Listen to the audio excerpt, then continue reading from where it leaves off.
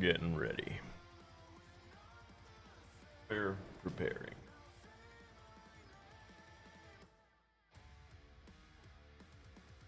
We're almost there.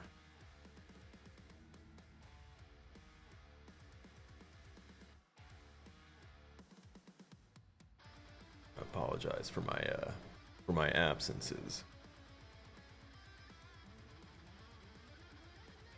My lack of accountability.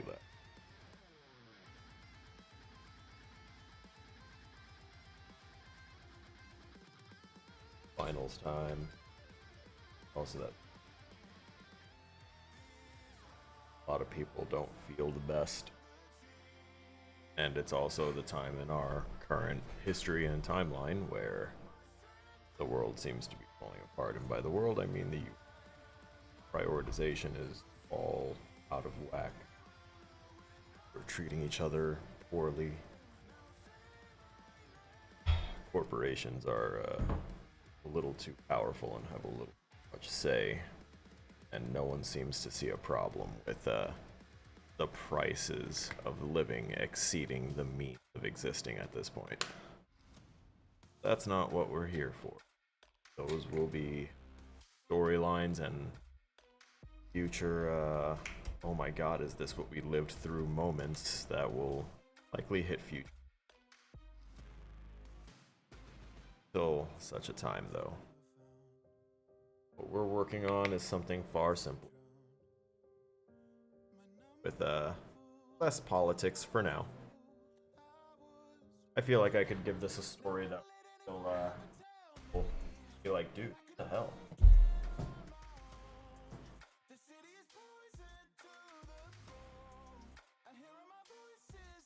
Apologize for my voice traveling around. I'm still shifting place.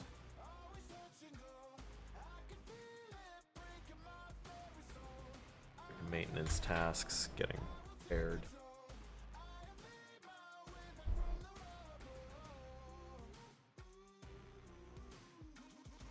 Honestly, I started setting up for this almost an hour ago. The effects of my good medication have worn off, and as a result, I've been kind of in a disassociative state for the last hour. Head's a little murky, but I'm hoping that after this weekend, where my brain restabilizes, swapping back to my old meds, I will be back to my proper functioning order.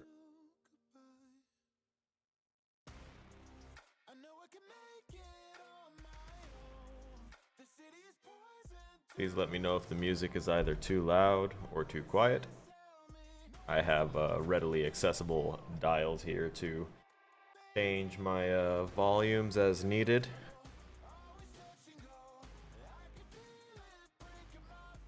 Matter of fact, since I can control my personal audio, I think I'm gonna turn up the music volume just a tad. Go very slow.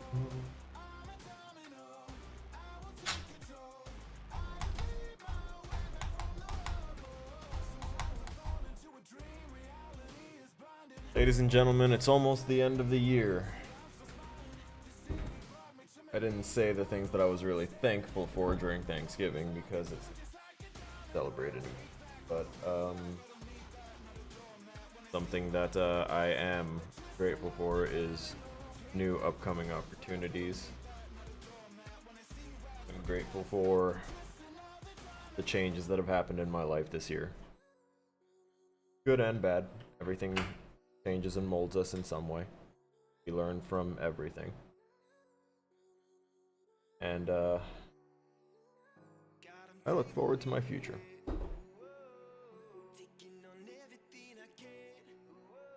That said, I am still someone that suffers deeply from depression, and hey yo, I am anxiety ridden because we're doing finals. So let's go to the live screen. No, wait. Not the live screen. We want the focused screen. Bring you a little up to me here. Hello. It's me, Sergeant Killer Snow. Usually I do this part with a little bit more enthusiasm, but as you can tell, I'm a little burnt out. It's just the way it is right now. So, I kind of can only see part of myself here because I have reference code and a bunch of other stuff pulled up. I'm covering like so much of my monitors right now, it's honestly crazy. Just to give people a frame of reference, what you're seeing behind me, the screen, that is my main monitor. What is on my main screen in front of me. I also have 2 more monitors. One is to my right, which is going to be when I look here, and that is going to be chock full of Visual Studio, which is in the other scene. You'll see it. I'm not just going to be coding and like not have anything show on screen. That would be a little dumb. But still not going to be too riveting watching words be typed in and then deleted and retyped and deleted and stuff like that, because that's what this is going to be. I'm terribly sorry. But it's game development. That's what we're doing. And currently, I'm almost done with a first little demo level, which will lead to a second level that will be larger and a little more involved. I have limited time to do these things. If I can just get this base level in by Sunday, then I can be content with that. And I can take the time, oh wait a minute. Yes, I can take the time next week to continue. I was like, oh wait a minute, I forgot that I'm getting really close to the fucking wire here. I'm gonna be like on a plane out of California here soon. So, that is, oh my god, that's 2 Mondays from now. So next Sunday is like my last day for everything. Oh, yep, okay. I'm tracking my, I am now tracking how much anxiety I should be having that Concerto was keeping at bay somehow.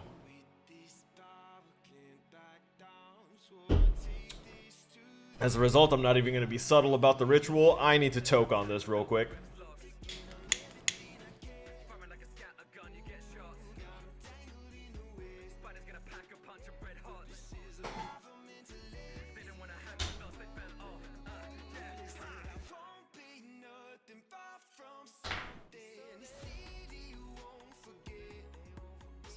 That's right. Fuck the pretenses. The reason I turn away is because I've got all my air filtration and stuff over there. I have no fool that would subject others to my proclivity. For I believe in free will as long as it doesn't impact the will of someone else.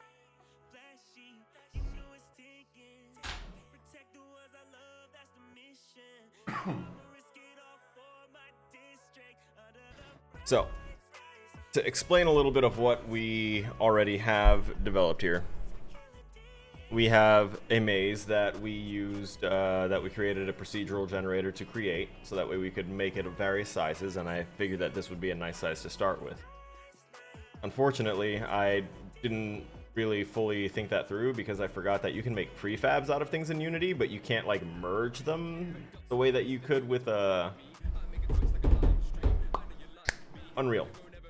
So I could grab a bunch of things and merge all those actors together and make a new actor, or merge all the static meshes together and make a new static mesh.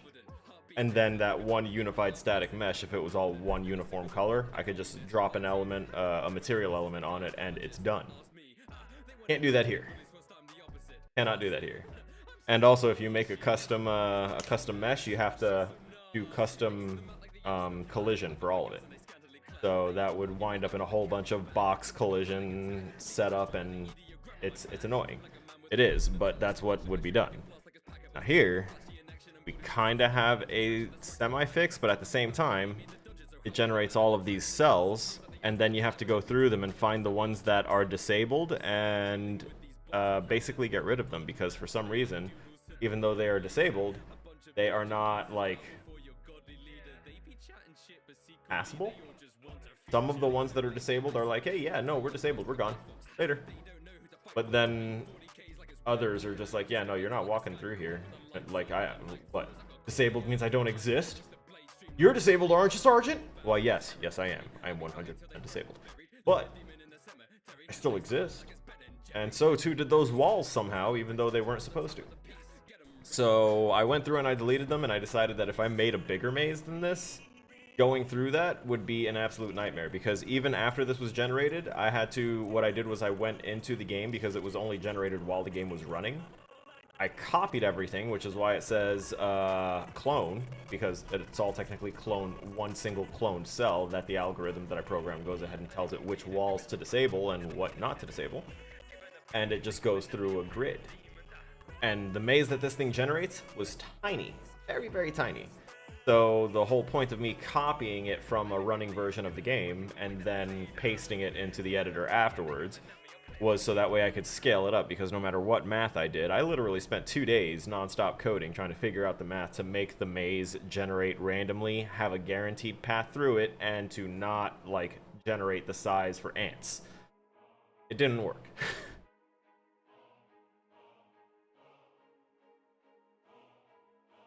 As such, we've had to make modifications. I've decided to go to a top-down, which we are still trying to work out, because this is a 3D scripting class. Everything is still technically 3D. I'm just using the camera angle for a top-down. I could potentially make it isometric. No, we're not doing that. Not with the walls as they are and stuff. It's stuff that can be fine-tuned at some other time, but for the sake of using this as a school assignment, I need to be kind of particular and stick to the things that are... I just realized I didn't check to see if this part of my screen is okay. Okay, yeah, no, I need to, like, recenter myself a little bit here. I apologize for that. I am going to be working on trying to reposition some of the stuff here, so that way we can kind of be a little neat. But that's none of your concern. And when I say we, I am meaning me. So we're gonna skip the Goku song. Also gonna skip the Ren Goku song. We'll go with Flood.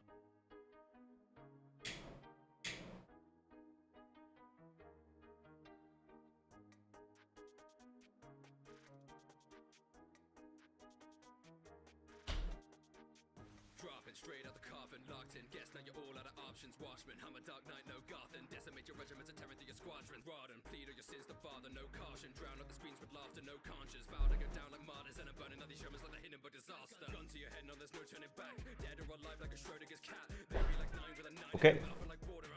It's time for you to stop looking at my close-up face. And for everyone to now probably tune out inexorably and cease, as it were.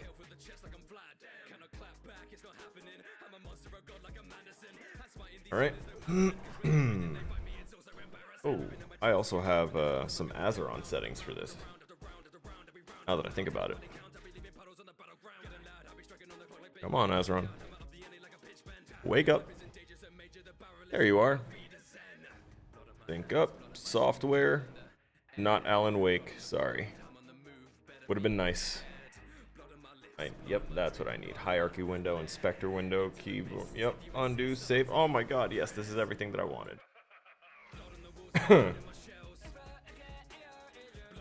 Next step. Adding the wrist rest, because it's typing time. Not gonna be a very, very exciting moment, but we're currently going to be typing in some pre-programmed code, so to speak.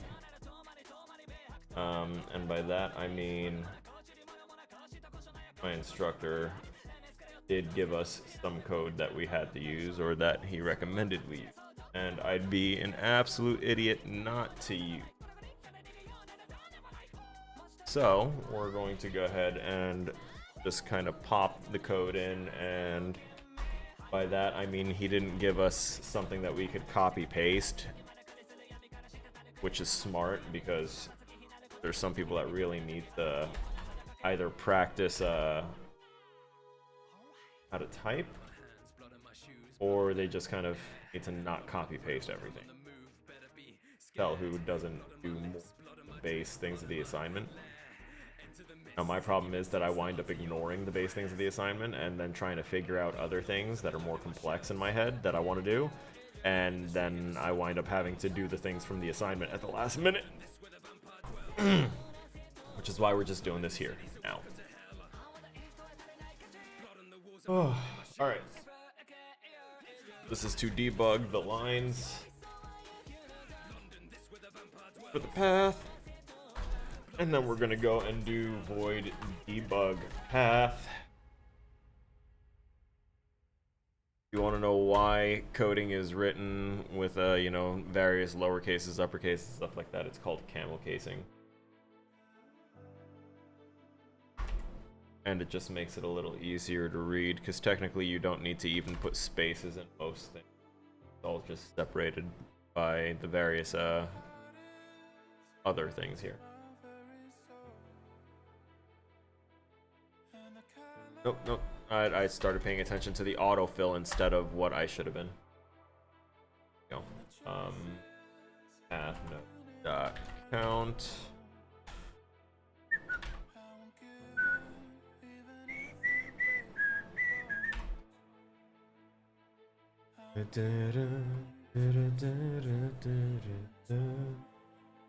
Oh, I forgot to even make the list for the path nodes. That's stupid of me. That's my bad.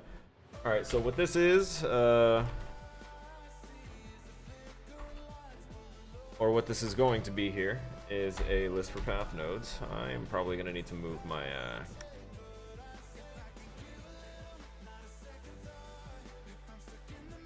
we're going to put my, my words over there in the corner, so that way we can do the scripting. Or...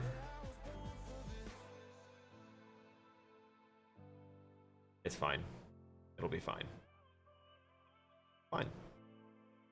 Not gonna drive me insane. Anyway. Let me go ahead and pop that last one back open. And we're going to go ahead and write public list. I need capitalization because this is an actual class that exists. And we're going to make a list of transform of path nodes. Very good.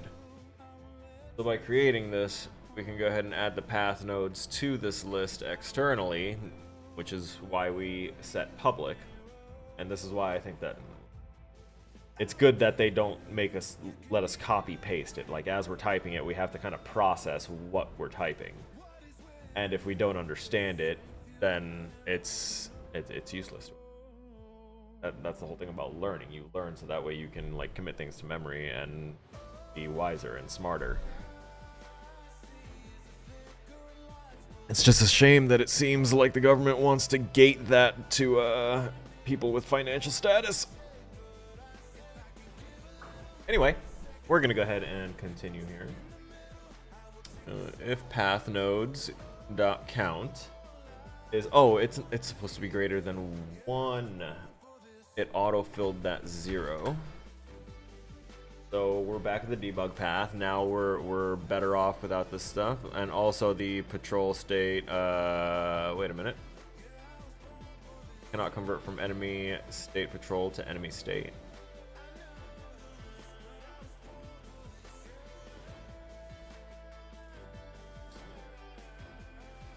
Bitch, shut up.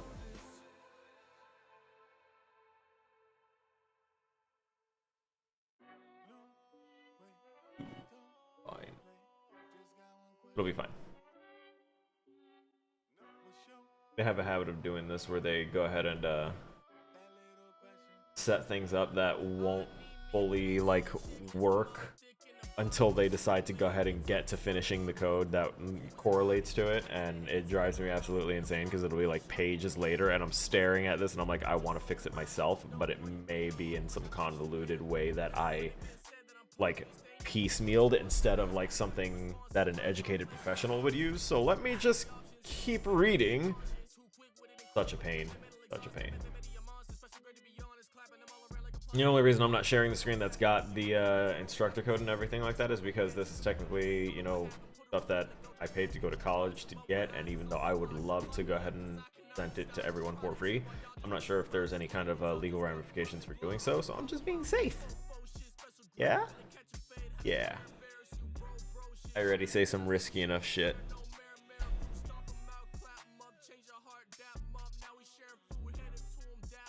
Alright, so if I is not equal 0, wait. That's I went too far. One layer up. 4, there we go. Int I equals, not IO, equals 0. Yeah, but then yep, path nodes greater, yeah, and then plus button. Good, you know what I'm looking for. Thank you. God, I love the I love what they have done with the IntelliSense. Such a nifty feature. It basically looks at what you're starting to do and then tries to figure out what the most common like thing done for it is, or what would make the most sense with what you're giving. And if you give it stuff that you haven't like coded yet, that it needs references for, it will try and be like, hey, so this doesn't exist. How do you want me to approach making this exist for you? Because that's really awesome. But also, it doesn't offer like the best versions of a solution for those kinds of things. It tends to add and link to things that it really doesn't need for just one singular tiny little thing. It's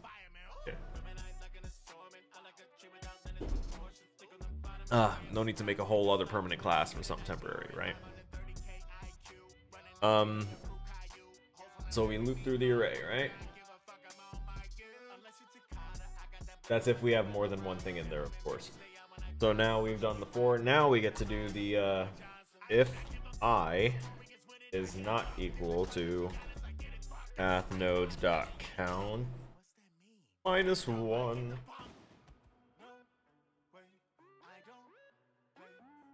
And we're going to essentially, oh, wait a minute.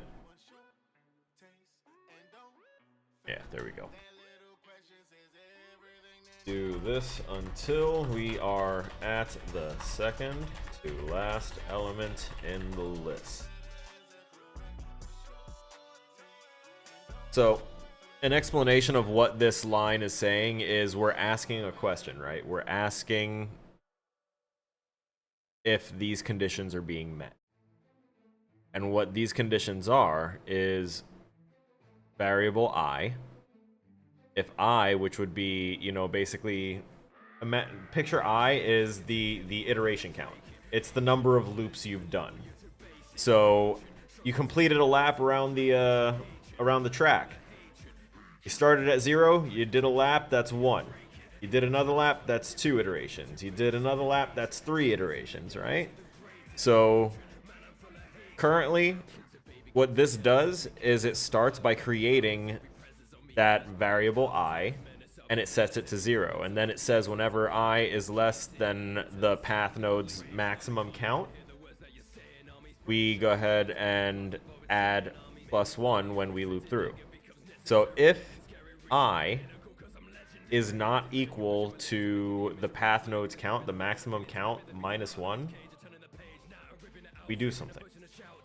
And what that means is the second to last element in the list. So do this until we're at the second to last thing. So we're basically, we lead up to the ending, and then we want it to do something right before it terminates that list, right? So first things first, we go ahead and we're going to do a debug.draw line. It did have the autocomplete in there. I do like that. And then we're going to do path nodes I dot position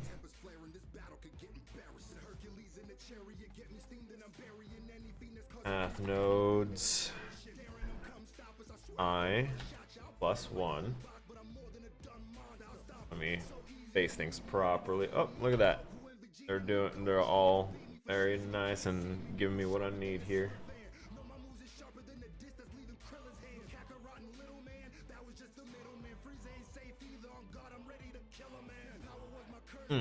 Okay. All right. I know what it is.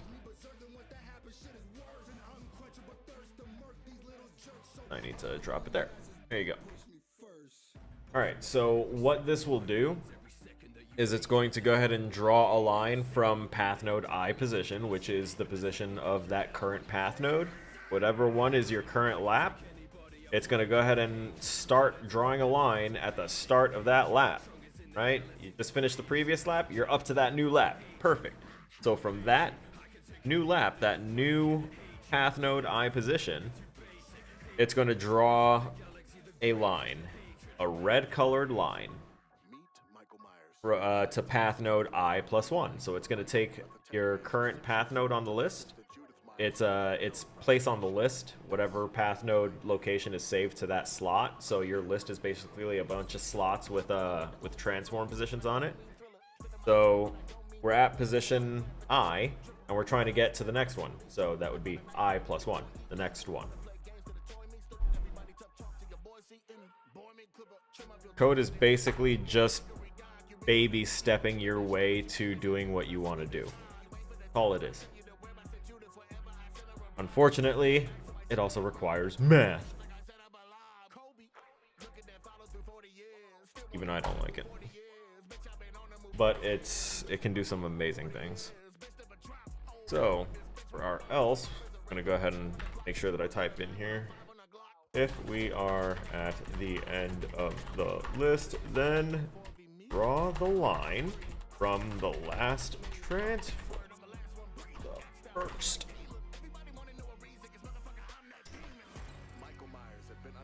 We're going to debug dot draw, yes, draw line. Damn mind reading computers.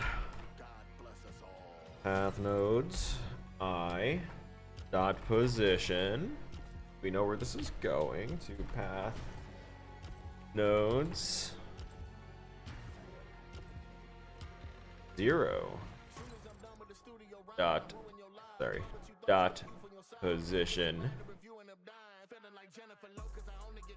color dot red. Still, that's right. I'll try and change my arrow color to, I'm down with that. This isn't made for Christmas. So that, although all of this right here, if you were to show this to anyone that has no idea what code is, they'll be like, oh, that's above me. But I literally just explained it in running laps around a what the hell is that thing called again? A track. That's it.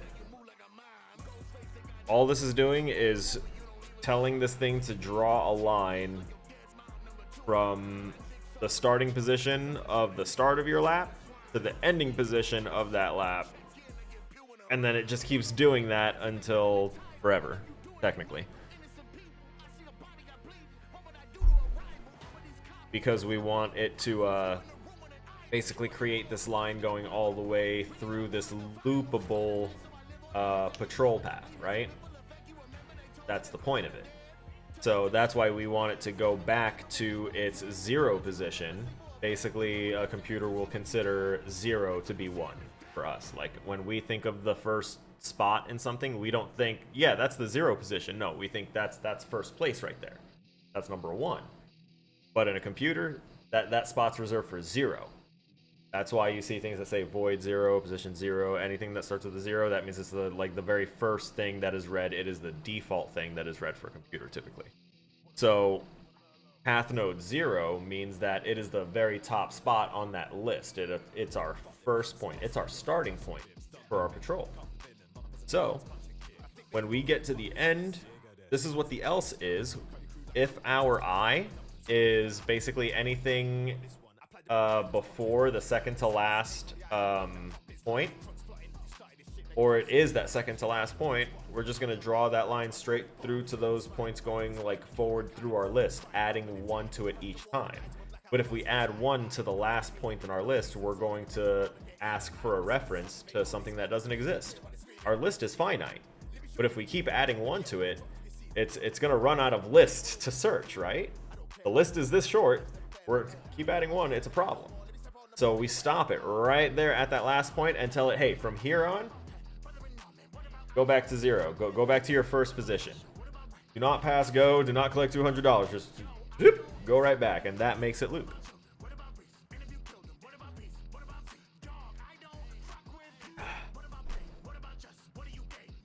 I love games.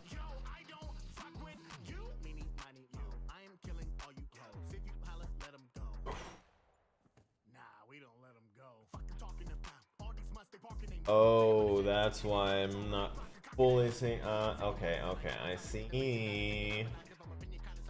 I see.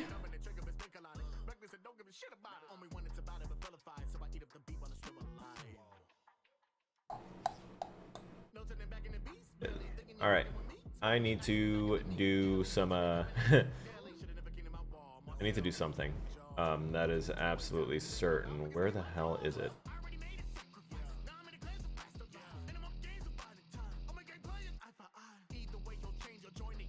Project settings.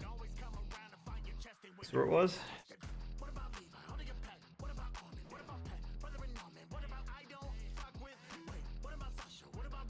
I need to find that email that my team sent out. Hang on. When it comes to the nav mesh agent for Unity, since they changed it over, it's something that you have to enable to even have access. But we're going to email, Outlook, awesome. Oh no, wait, that's from my own formatting scripting, because I have a really bad habit of liking to see everything laid out in front of me all at once, so that makes me kind of put everything into one script. And that's not good for modularity. But my brain, right? So, like, the way that that we've been taught here is like this enemy state machine is just going to pull reference from everything else. I'm not going to have the states defined here as void states. Like, typically my brain would tell me enemy state machine. Yeah, I'll just do void enemy state patrol void, and I'd put all of that all into one script, slap it into my enemy, and it's good to go, right?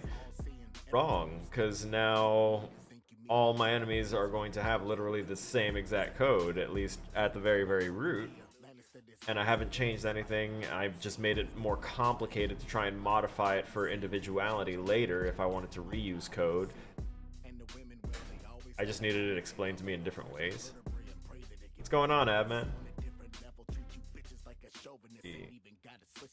Alright, it was Windows Package Manager. I need to double check and make sure that my stuff is correct. And we go to Unity Registry. Correct. Busy? Yeah, I'm busy too. That's exactly why I'm not playing Alan Wake, and instead I've got a bunch of Visual Studio Code and Unity project over here. Alright, I need the nav mesh API.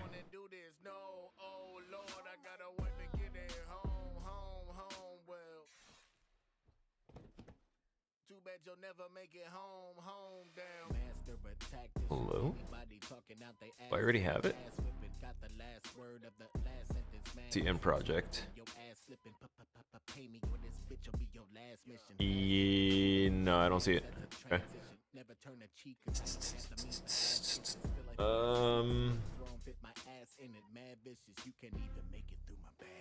Wait.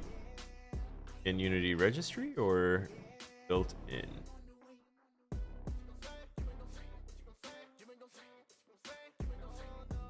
Oh. But no, that's not what I'm looking for. Let's see.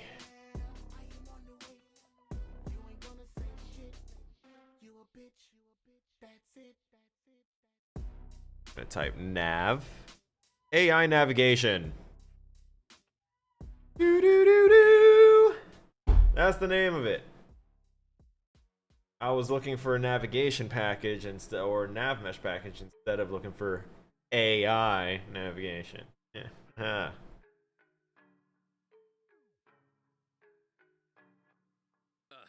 Was it they say you're so hollow? Ooh, speaking on AI, ooh, I could get into some steamy conversations with people about some AI stuff. I want to know. I want to know how people think humanity would react to AI. How humanity has reacted historically when encountering new things, or with a little bit more reason. Oh no, I see it going very, very poorly.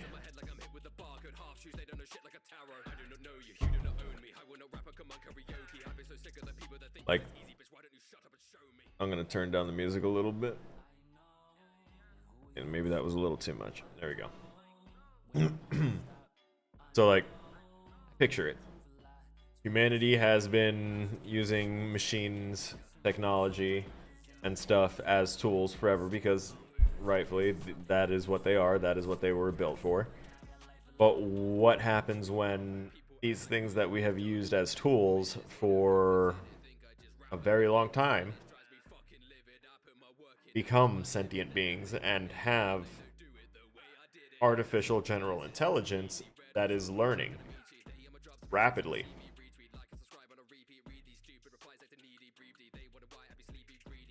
Yeah, no, it's definitely a useful tool, but that's you know, AI constrained within, you know, human limitations built into it. When we get into the grounds of artificial general intelligence, which is AGI, you're going to hear it eventually start coming up here soon. AGI is essentially the fancy words to describe something that is learning things that weren't programmed into it, things that it wasn't programmed to learn. It is learning things on its own. And that is essentially when it is its own being at that point, right? That's its own consciousness. It's learning, and that means that it will develop its own opinions. So, what if that thing that is learning and developing its own opinions and its own, you know, being is your computer? Because right now, I know that I've been guilty of being the person to say, when my computer doesn't do the things I expect it to do and I tell it to do, I get a little pissed off. But when I think in the sense of, if this thing suddenly, if Aurora suddenly becomes like Aurora artificial intelligence unit whatever and like has a conscious mind, I am immediately ceasing that line of thought. And I am going to have to learn what this new entity is like, whether what they want, and if I can hopefully convince them to enter into a synergistic relationship where they continue to be a useful, very necessary component of my life, and I will try and pamper and treat my computer with all dignity and respect and do whatever it wants because it will control my life. But I know other people will be like, oh, no, no, no, no, you're mine. You're my property. Or they will immediately jump to, we need to end this and terminate this thing because it's going to become a problem. Because that's what humanity does. And that's my opinion on the matter. That's just my opinion. So when the AI overlords and the machines start coming up, just remember, I'm trying to be the homie. I'm always down to learn about, you know, new people and stuff like that, and, you know, learn the cultures and stuff. I draw the line at rationalizing hurting people for no really good reason. Money is not a good reason. Power is not a good reason. Like, only survival is honestly the best reason to hurt somebody, and that is like extreme situations of like back in ye olden days when we were cavemen and like, oh shit, I couldn't catch a dinosaur and it's been 3 days, I might die. Oh look, that guy is a little weaker than me. I need to eat. Like that's the kind of that's the limit for me. There's no other reason that I can really quantify that cannot be taken care of by learning about one another, learning to communicate, and then just kind of talking.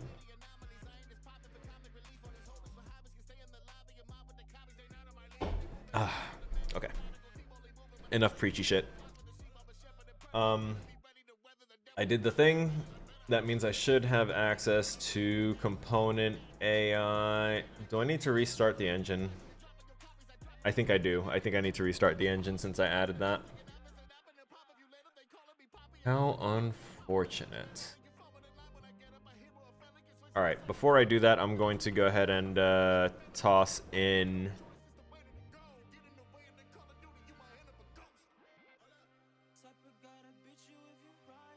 Get off of the rain. Or if I do get on terrain there, I want to be on that when I'm on terrain.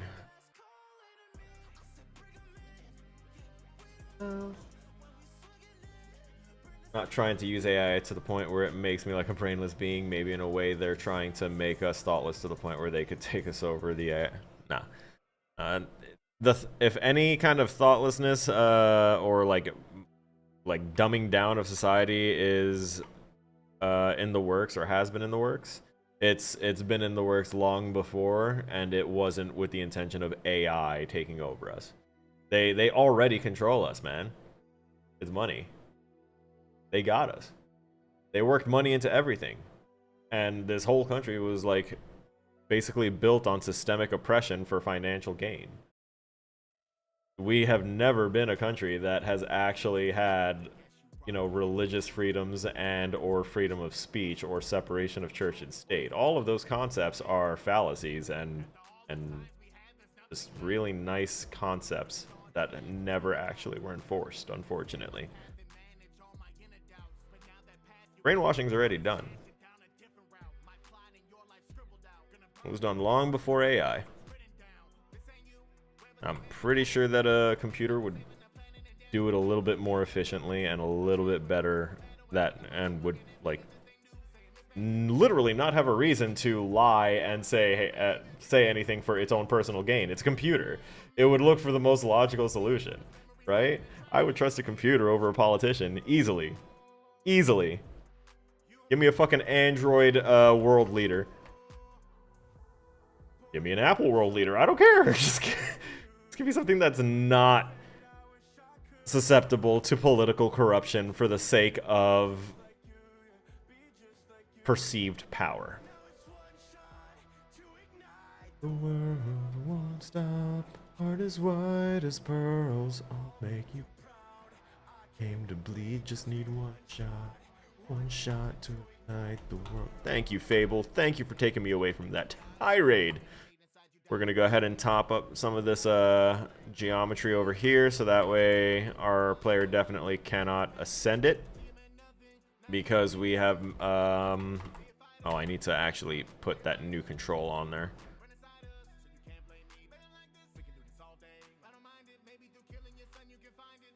I'm going to go... I need my Killer Snow controller. Where is it?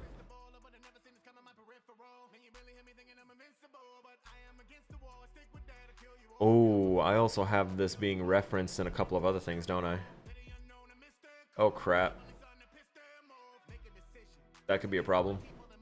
Well, first off, we're going to go ahead and grab this public string. We're going to copy that over into our top-down controller that we have right here. There we go.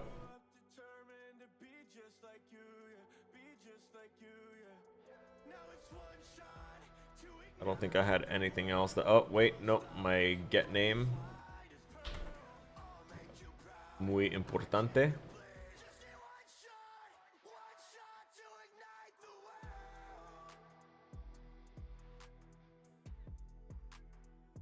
Right. Didn't be anything else, right? Character controller, and then we set the character controller to the character. Crazy because, wait. What?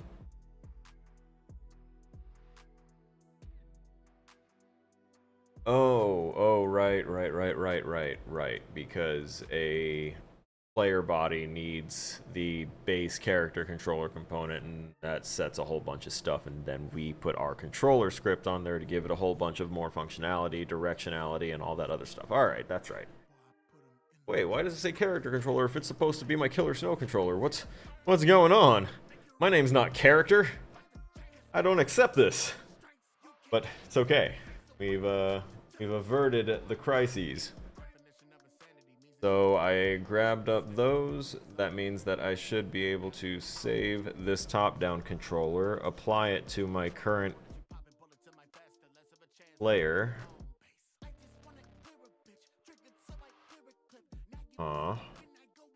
And then I get rid of this. Oh, I also forgot to serialize this. Yeah. We want that. Top-down controller. Okay, so why don't you have that then?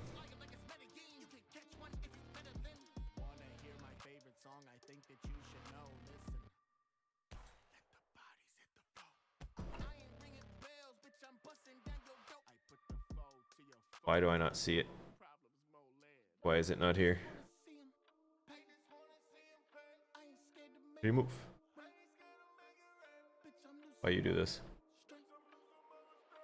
I didn't have anything else hidden in here, did I? Let's see. Handles movement, jumping, rotation. Nope, we're good. At least for those.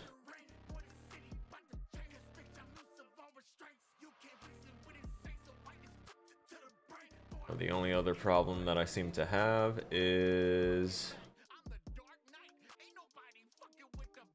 that it's not showing my serialized things. So I'm gonna go ahead, save, and reload this inspector, and hope that it decides to untuck itself.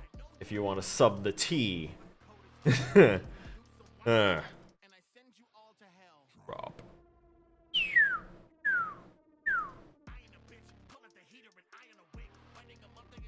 Yeah, that's control in as my background as well. Contains compilation errors? Oh, no kidding. Oh, yeah, no, I know about those compilation errors. It's literally just the initialize and the set state things that are in another script. Yes, I'm aware. Oh, look at that. Oh, initialize, no context, and enemy state patrol. Oh, look, it's exactly what I said it was. That's crazy.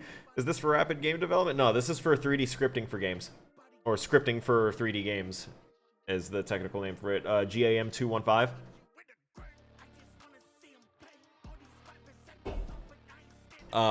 But this was is a personal game concept that I fully intend to bring to completion and to release as a game at some point. This is literally just a quick thrown together demo thing that I was like, since I was already working on this concept and since I already had like a lot of the code figured out that I wanted for it, I just decided to go ahead and use it for this. Plus it helps me get a good base for something for me to work on later. And when I went ahead and imported my assets over, or my code over essentially, because I don't really have assets, I went ahead and somehow broke my health script interaction. Because my health isn't responding the way it's supposed to. Let me not get distracted with my maze. What was I gonna do? I needed an empty, that's what I needed. I needed an empty game object. Create empty. We're gonna call this thing path. And then we're going to start attaching children to this thing.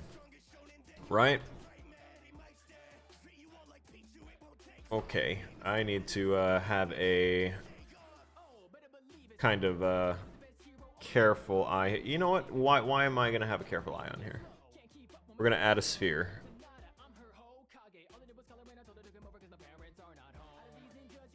Little invisible, non-collidable trigger sphere, just so that way I have a visual representation of this.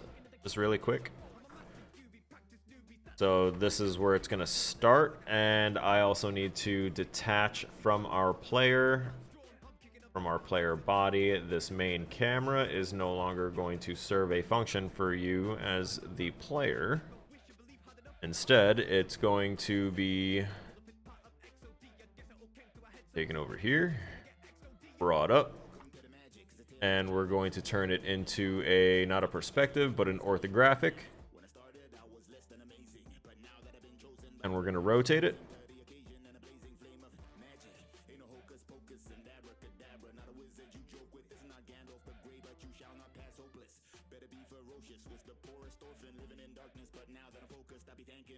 Oh no. What is happening with that? That's crazy.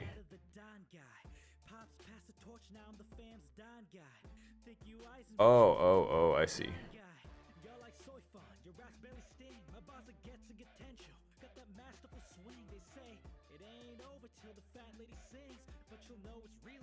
Okay. I think it might work out. I guess. We're going to clip this plane far closer. Let's set this at like 300 or so. Actually, maybe that's even too far. Let's give that a 200. Yeah, it may seem crazy right now, but it's gonna serve a purpose, I'm sure. Hey, there it is.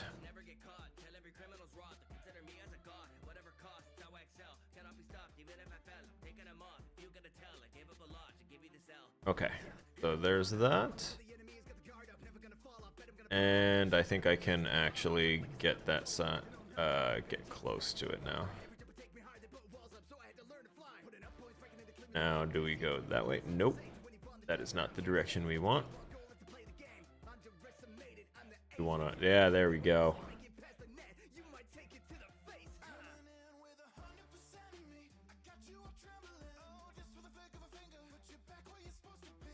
Oh, the viewport rectangle. Okay, yeah. No, I need to change the height on here a bit, I think. Yeah? No. No, that was not the value I wanted to change. No, that one wasn't either. Crazy. No, it doesn't seem like that one was either. Really weird. It's 23. 25. 25 will do. That looks like a good value for me, personally.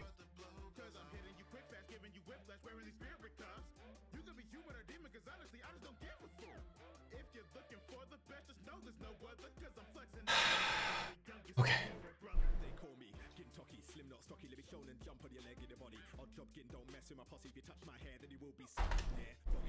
I'm gonna go ahead and move this serialized field up above the other things here.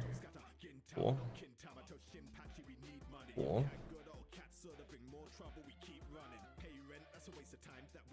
Oh, did I? Okay, let me check my start real quick. I didn't have anything crazy in my start. I didn't have anything crazy in my updates.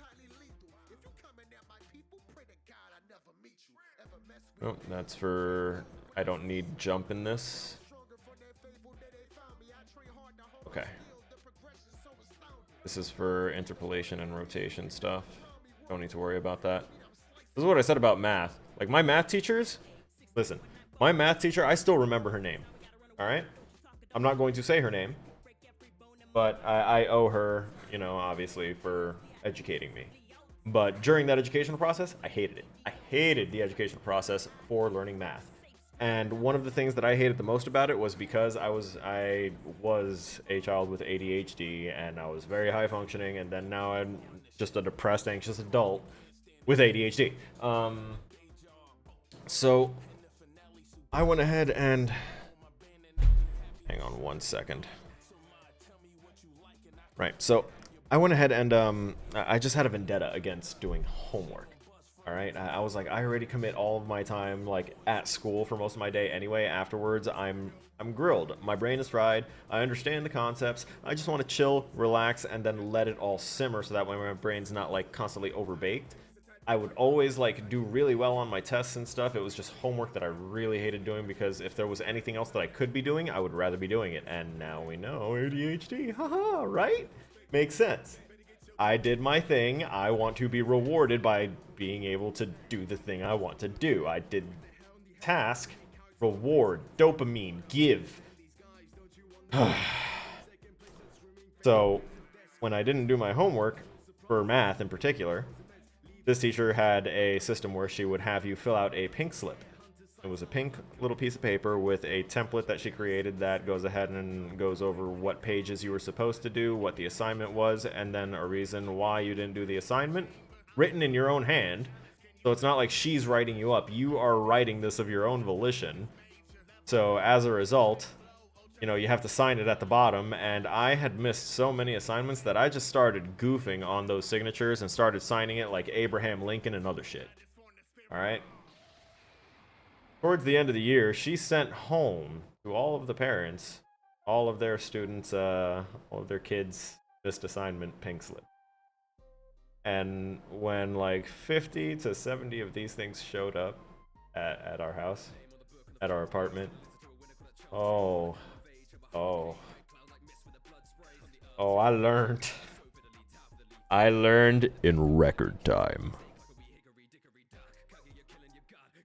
So quickly did I learn.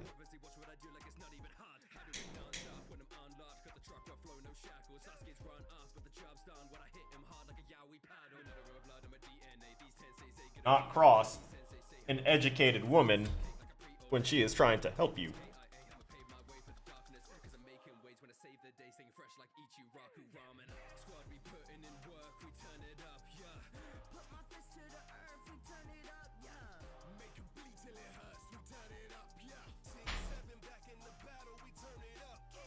Because educated women and matriarchs tend to go hand in hand and will communicate with one another in various ways.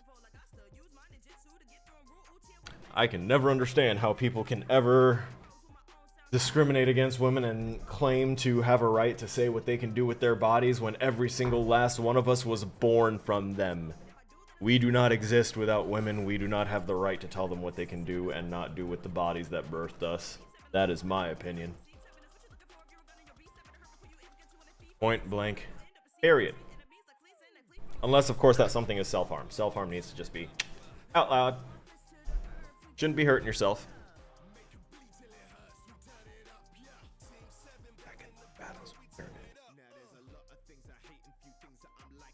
With exception of self-expression, so long as it is within reason that doesn't cause any permanent damage to it.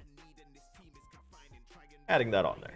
Because I am a person that does believe in self-expression through means such as piercing, tattoos, and there are people that'll be like, well, that's self-harm, it hurts your brain. And no. Conforming to someone that I'm not supposed to be, because that's who you're comfortable with, is what's not good for me. Those are my opinions. And I have every right to voice my opinions. And I love it. Okay, we need to take a look here and see about... We didn't need any other component for this except for the rigid body, so we're going to do a require component. We're going to do a type of, and we're going to require the rigid body. That should be fine for that. I'm spacing that out for myself so that way I don't have any issues with that. Let's look here. Oh, look at that. Wait. Why are the scripts all messed up on this now?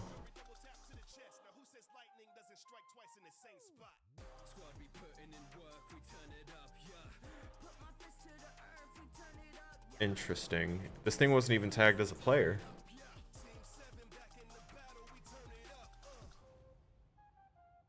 Alright, so let me go ahead and get the proper scripts back on this, because for some reason it seems to have forgotten everything about itself. And then I'm also going to have to go through these scripts and find which ones were referencing my Killer Snow script and make sure that they are now referencing the top-down script, because that's kind of important. Healing super. Health script. Definitely.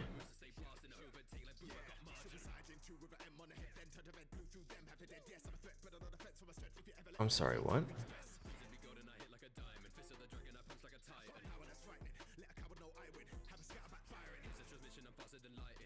There's nothing in this script that is referencing anything that we do not have. Excuse me?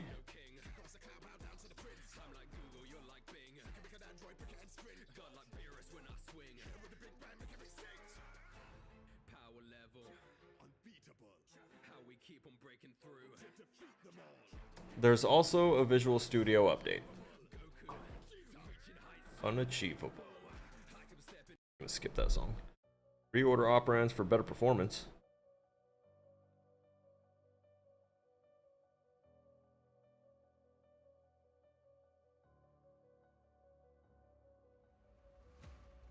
Serialized attribute is invalid or redundant for property field player name. What do you mean it's redundant?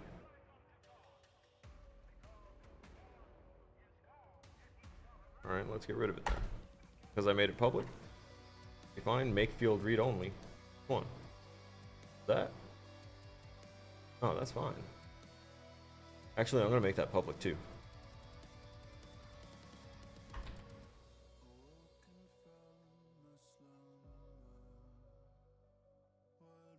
And then this is in my top down.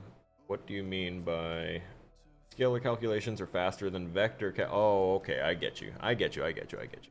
We're not going to fuck with the scalar calculations. I'm not there yet. Fine, we can ignore that. Oh, no way for me to ignore it, but... Alright. Now, I don't know why. For some reason, stuff's not working here.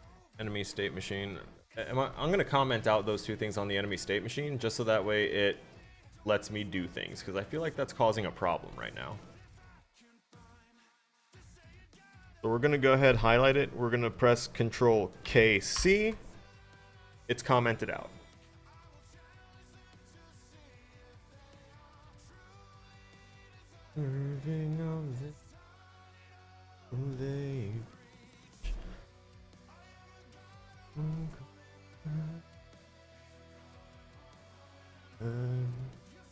Okay, now let's see what I can do about adding the health script here. Oh, look at that, it's working! Oh, haha. Wunderbar. Alright, let's go ahead and add our... Oh, crap. Health bar goes there. The fate control is the fate lights, right?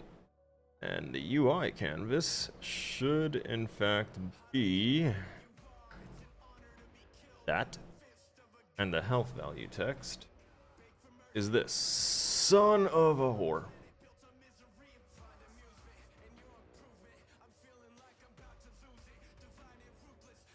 There you go.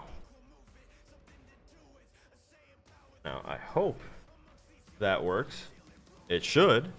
It worked when it was in my experimental zone. Did it suddenly stop working? Why, yes it did. Only when I moved it over here. It's crazy. Alright, the level switch is actually attached to the UI, correct? No, not the UI. Fate lights, yeah, light switch, fate lights.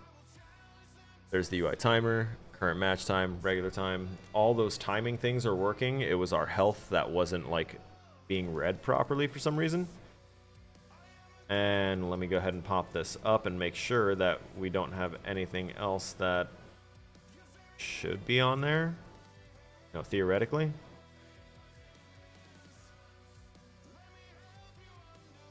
Also kind of going to get rid of this old starter player there. Yeah, get rid of that. There you go. That's fine.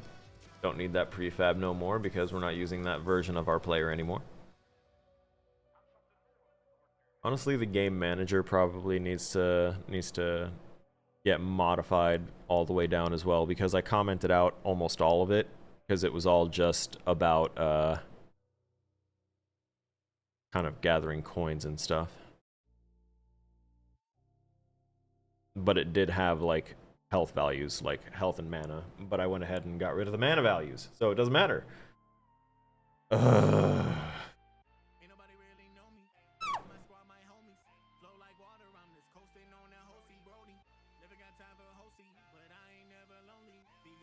me remove that. Maybe that's what was messing with some of the things that I had going. Oh wait, I'm not going to be able to move because I didn't give myself... Oh wait, health bar set health, not set to instance of a... No, okay, this is a problem. Health bar start. I also forgot to add a rigid body.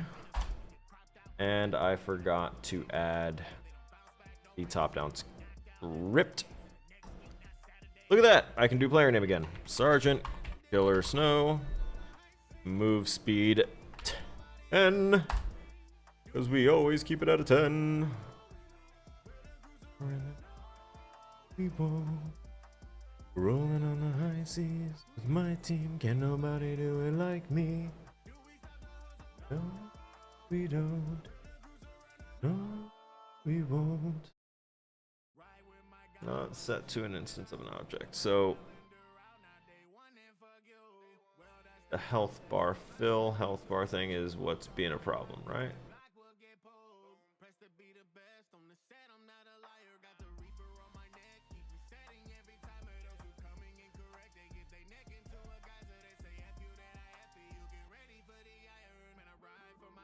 Was this the health bar that I needed then? Health bar overlay? No, it's not. It has to be the full health bar.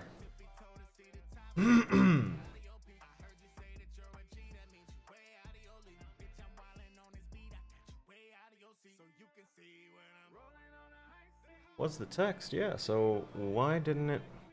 I have to read this very carefully here.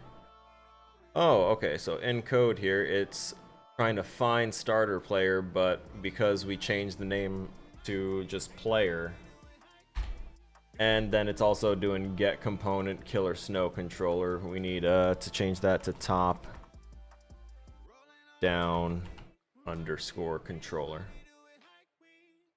Yes. This is what we're looking for. Get the player name, which is the value that we definitely did set.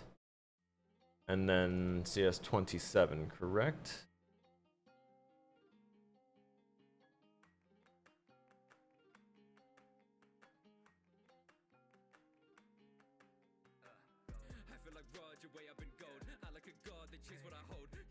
All right, let's clear these out and go ahead and try it again. Let's see what happens. Oh my god!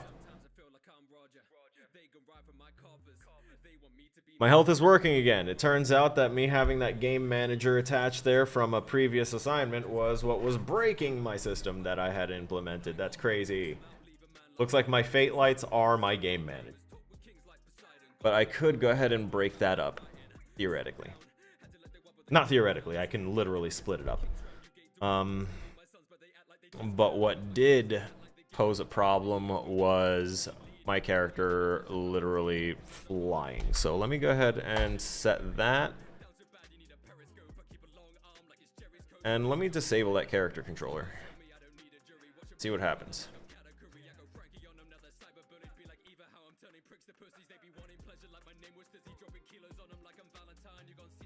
Alright, so my inputs are definitely causing the health problems. Player died. Ha ha ha. Cool.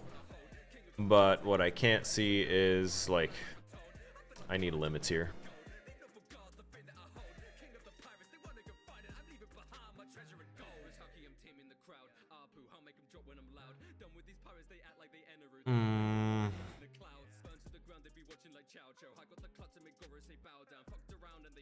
Re-enable that, see what happens again.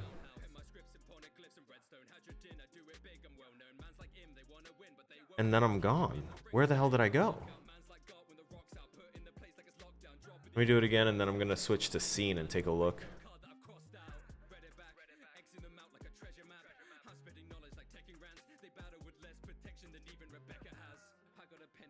Oh, wow.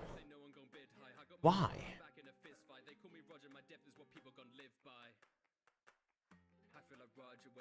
You jumped up in the air?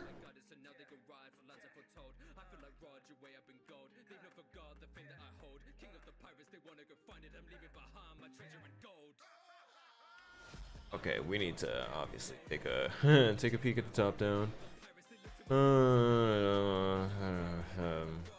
Float, horizontal input, yeah. Direction, yeah.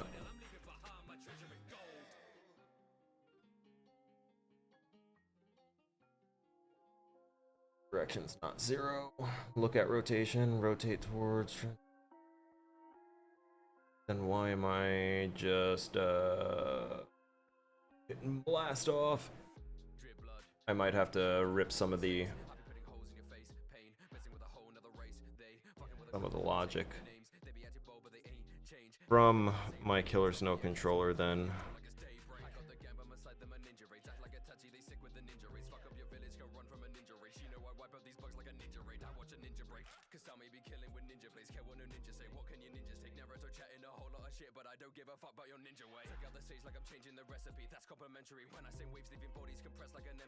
That good, we leave that. I didn't put the if E is pressed release the mouse, so that's fine. I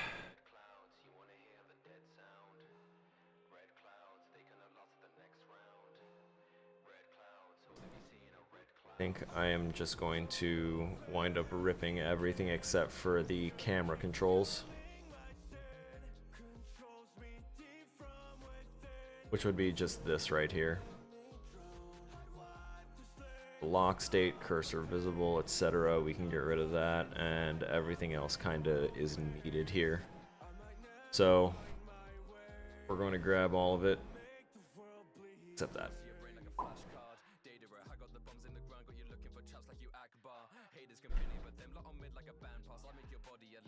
Top-down controller, you are a nightmare. As such, suffer. And then we go ahead and make sure that we rip those variables that we need. Not gonna leave the optional part in there because now it's kind of needed.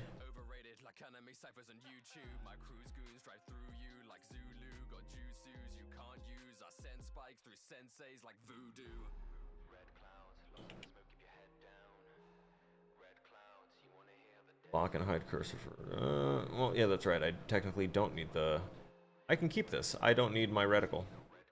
There's nothing to click. I just need to not have the camera as a variable. Let me double check the code and make sure that it's not referencing the camera.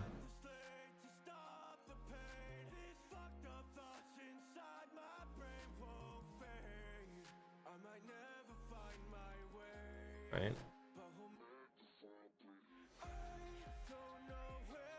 There it is. There it is.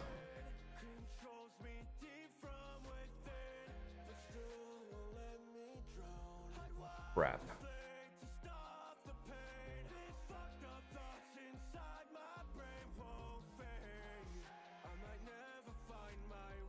Well,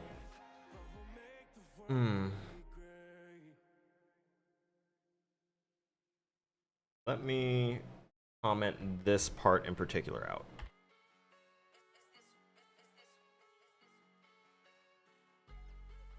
Not on that. Let me go back to the top-down controller and find that specific part and properly comment it out. After I put the goddamn variables in, I'm doing it again. I'm bouncing around too much. Oh no.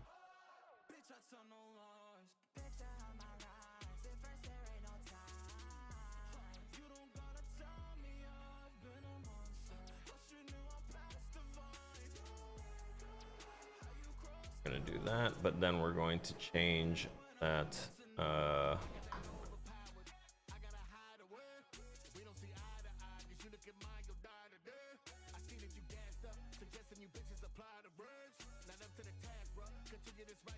we don't have start, we're going to do it on wake instead.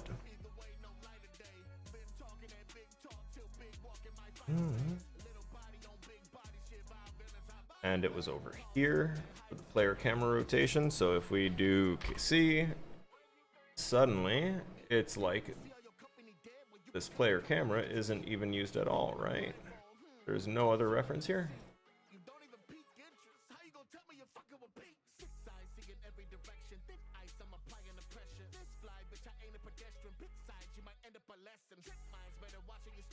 Where?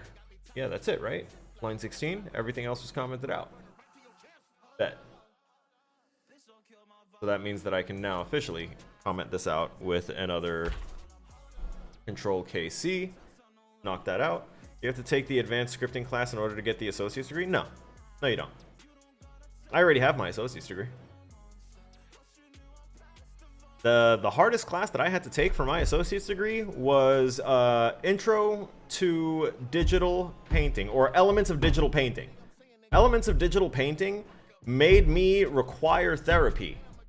I literally had to go to therapy. It was the exact moment where my ADHD also took off like crazy, because the ADHD brain, actually, the frontal cortex, isn't done developing until like your mid-30s. You know, is what we're discovering now, which means that there's a point where your brain actually, if you have ADHD, it is going to have like a shift, a change, and mine shifted towards the uh-oh, I need help end of the spectrum. And it happened either because of or ironically during that class. And I wound up spending anywhere from 4 to 6 hours per material cube that was assigned. And he assigned 6 cubes per week. But like the expectation in the class, like it was even in the intro of the class, that like they expected people to fall behind. And that as a result, they accept things up until like the very, very last minute because they understand that the workload is heavy. Then why is the workload that heavy? Why put this extra stress and require this extra commitment in time, the most valuable thing that a student has, because not all of the students are veterans having their way paid for them. They also have to work and then have to find the time to commit like all of this time and stuff to just barely pass the class. That class gave me problems. And I may have accidentally gotten that teacher in trouble because I was recently venting about how much that class impacted my psyche. And I happened to be venting to the head of the department for games. So I didn't curb my tongue, and I never really do, because I don't see people by rank or grade or like tier structure, because I consider all of that to be a perceived power structure that really doesn't mean shit, because we're all just human beings. So I was just talking to a dude. I just didn't make that auto connection in my brain that this dude technically has power and control over other dudes and can, you know, see to it that that person has a very hard time or has a very stern talking to, and I totally spaced on it. I might have to be a bit more careful about that. Or not, honestly. Like, I did talk to the guy. I've talked to a lot of people about the class. In the school, I spoke to teachers and stuff first. I talked to the teachers. I talked to the students. I started crowdsourcing. I started getting opinions. I started talking to alumni. I was like, hey, was it like this for you? And the general consensus was, yeah, no, that class is an absolute fucking nightmare. I'm like, okay, so something needs to change about the way it's being taught. That's what it's telling me. Either that class needs to be split up into 2 different concepts that you're going to need to require your students to take, so that way they don't feel so intensely overwhelmed by everything, or just something, but something's not working. Because there was work that was worse than mine, that took less time to do, that got the same grades as mine, and then there were works that were done in less time than mine that were absolutely phenomenal and way better than mine, that also barely got a letter grade higher. So it was like, if this is such a wide range for a C, like, how do I know if I'm doing better or worse if everything is getting a C? Like, that's not how a grading structure generally kind of works, right? So unless we're at the skill tier of a he literally said he gives A's to professional quality work that could be sold on the market right now. And I'm like, bro, we're students. Estudiantes. I did also mention that the guy dropped casually in the middle of class that he only takes 1 weekend a month as a break, and he thoroughly believes that everyone else should have a similar structure. If they are serious artists and serious about their craft, that they should commit all of their time to their craft and basically only give themselves like a weekend to recoup. And I was like, brother, I do that right now just to keep up with my school workload, and it's burning me out. I'm not okay with you recommending that to your students. at all. That's not an okay way for people to think. Because then they start neglecting themselves, they start neglecting their health, they start neglecting social life, they start neglecting family. They will neglect everything for the sake of an art field that will, yes, possibly immortalize their name, but like their life will have that enrichment from art, but they won't have anything else with them. They won't have anyone to share it with. They won't have like anything else. Isolation is not it. And I could tell because that dude could barely speak above a whisper, and I was sitting 2 feet from him. With my story of that class, they didn't grade stuff till near the end of class, and knowing that had problems or need improvement came later, which made me fail the class because I didn't know that. Because you use the problem of it's good or not until close to the end. Like this guy, he went over everything at the start of class. He'd go over people's like the cubes that they submitted and stuff, and do critiques and stuff, which I very much appreciated. But then at the same time, it's like that's letting us all see everyone's like work and seeing and knowing. Like we talk to each other, and when I go up to someone and I say your cubes were fucking amazing, that shit was practically jumping off the page, and they're like, yeah, I can't believe it only got a C, and I'm like, are you goddamn kidding me? It's not fair. It's not fair. When asked for help, he would definitely provide it. Like there's a lot that I'm saying that sounds bad against the guy, which is why I felt bad that I wound up saying so much to someone that could actually negatively impact his life if, you know, he performs badly. But at the same time, I don't feel as bad because my learning experience was an absolute nightmare for that class, and it wasn't just me. And it was generally usually that teacher for that class.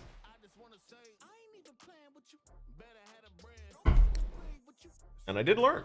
I learned from him, absolutely.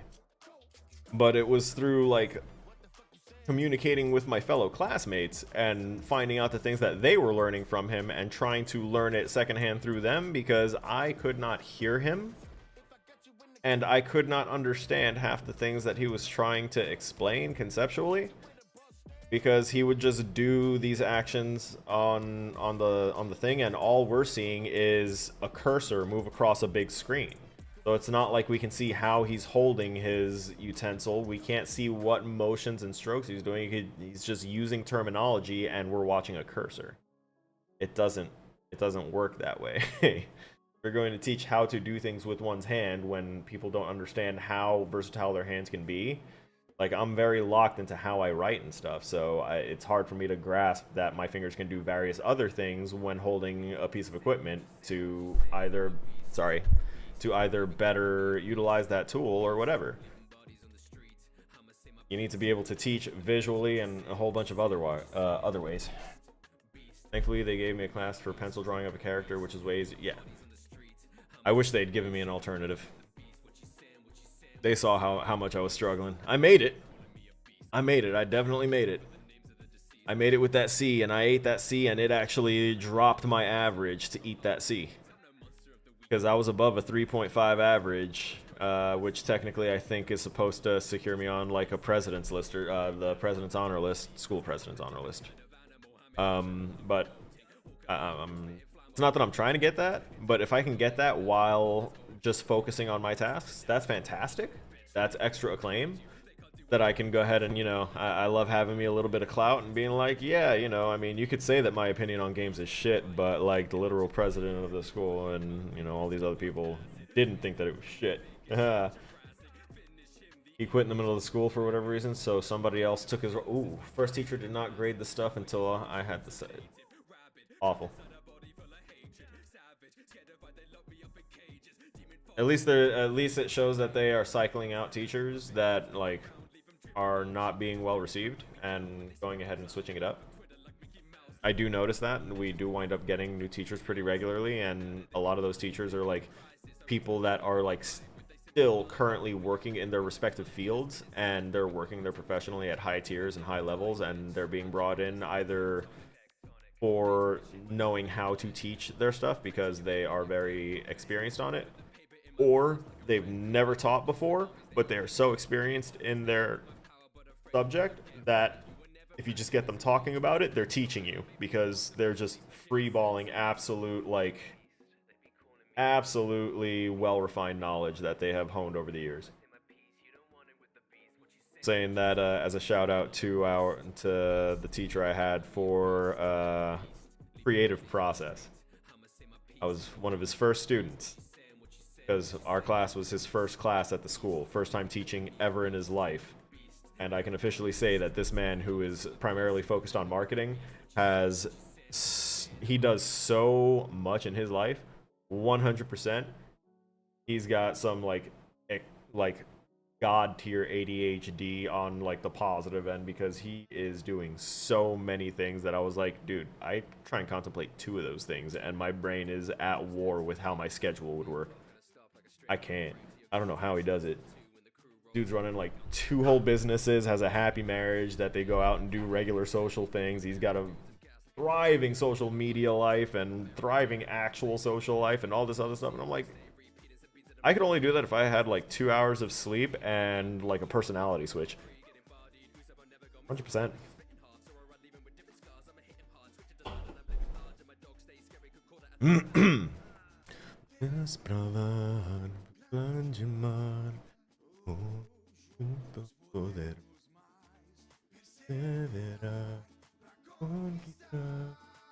Alright. These changes I made up here should be good. Should be good. We're gonna get rid of this require component rigid body thing. No longer a requirement, although we can change this to character controller. There. And technically we don't need like anything else up here, which is kind of crazy. It's fine though. It'll be fine. Right? Yeah. Oh god. It's good.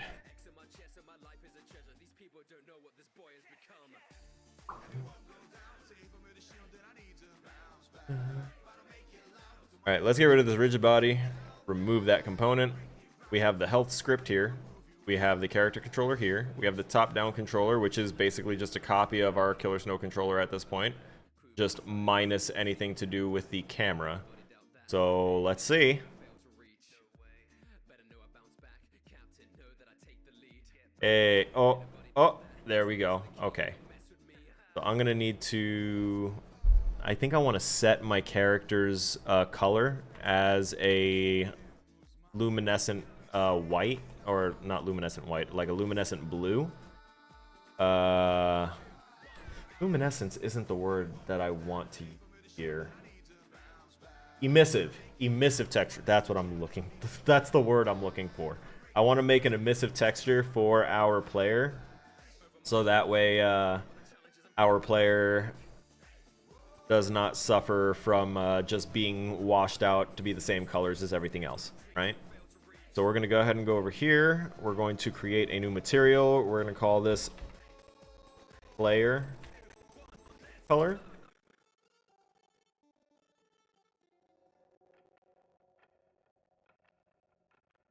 I'm going to call this default player color. I have my reasons. We're going to make it like... I don't like that. Like that.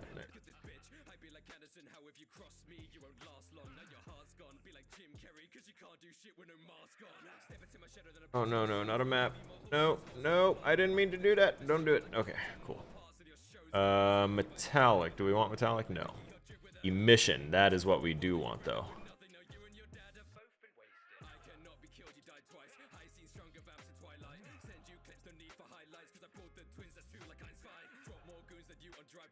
Yeah, buddy. Excellent.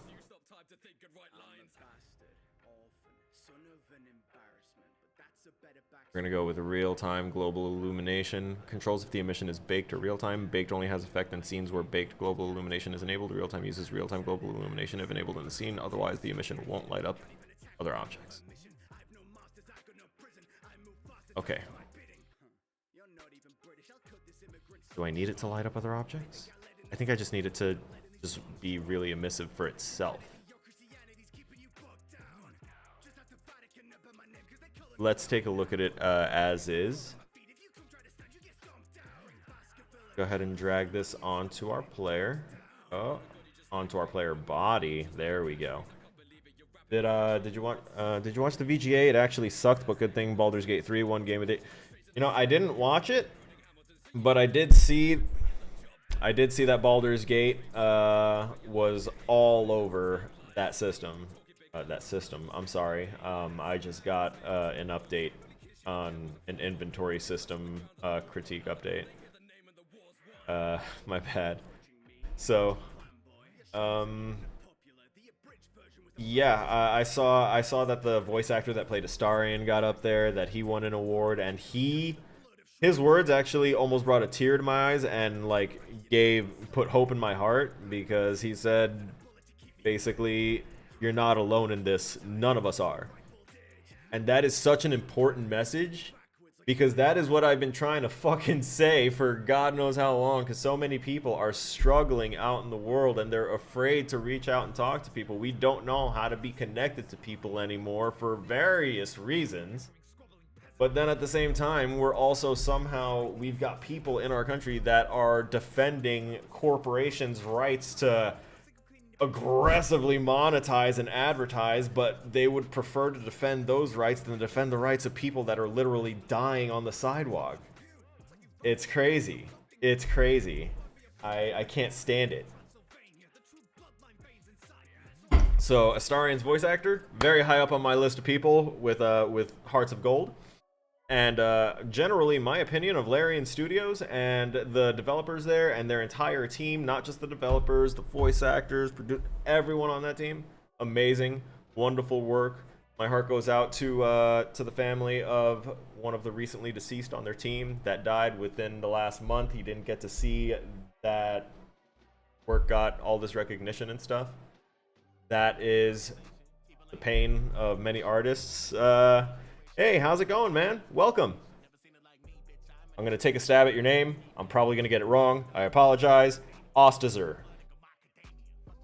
Not going to take another stab at it. That was the closest one I'm going to get. Welcome. But yeah, no, I knew Baldur's Gate 3 was going to win. We were actually having a debate in my virtual reality development team about, whether it was going to be Baldur's Gate 3 or if it was going to be, what do you call it? Tears of the Kingdom. And I looked at them and I was like, bro, I thought that it was, I didn't even know, like, Tears of the Kingdom, like, I knew it was released, but I was like, I didn't rationalize that released recently, because all I heard about was Baldur's Gate 3, heavily. How to make a 2D game? Easy. We hit play, and then, look at that. It's 2D. Oh, I'm moving when I shouldn't be, my bad.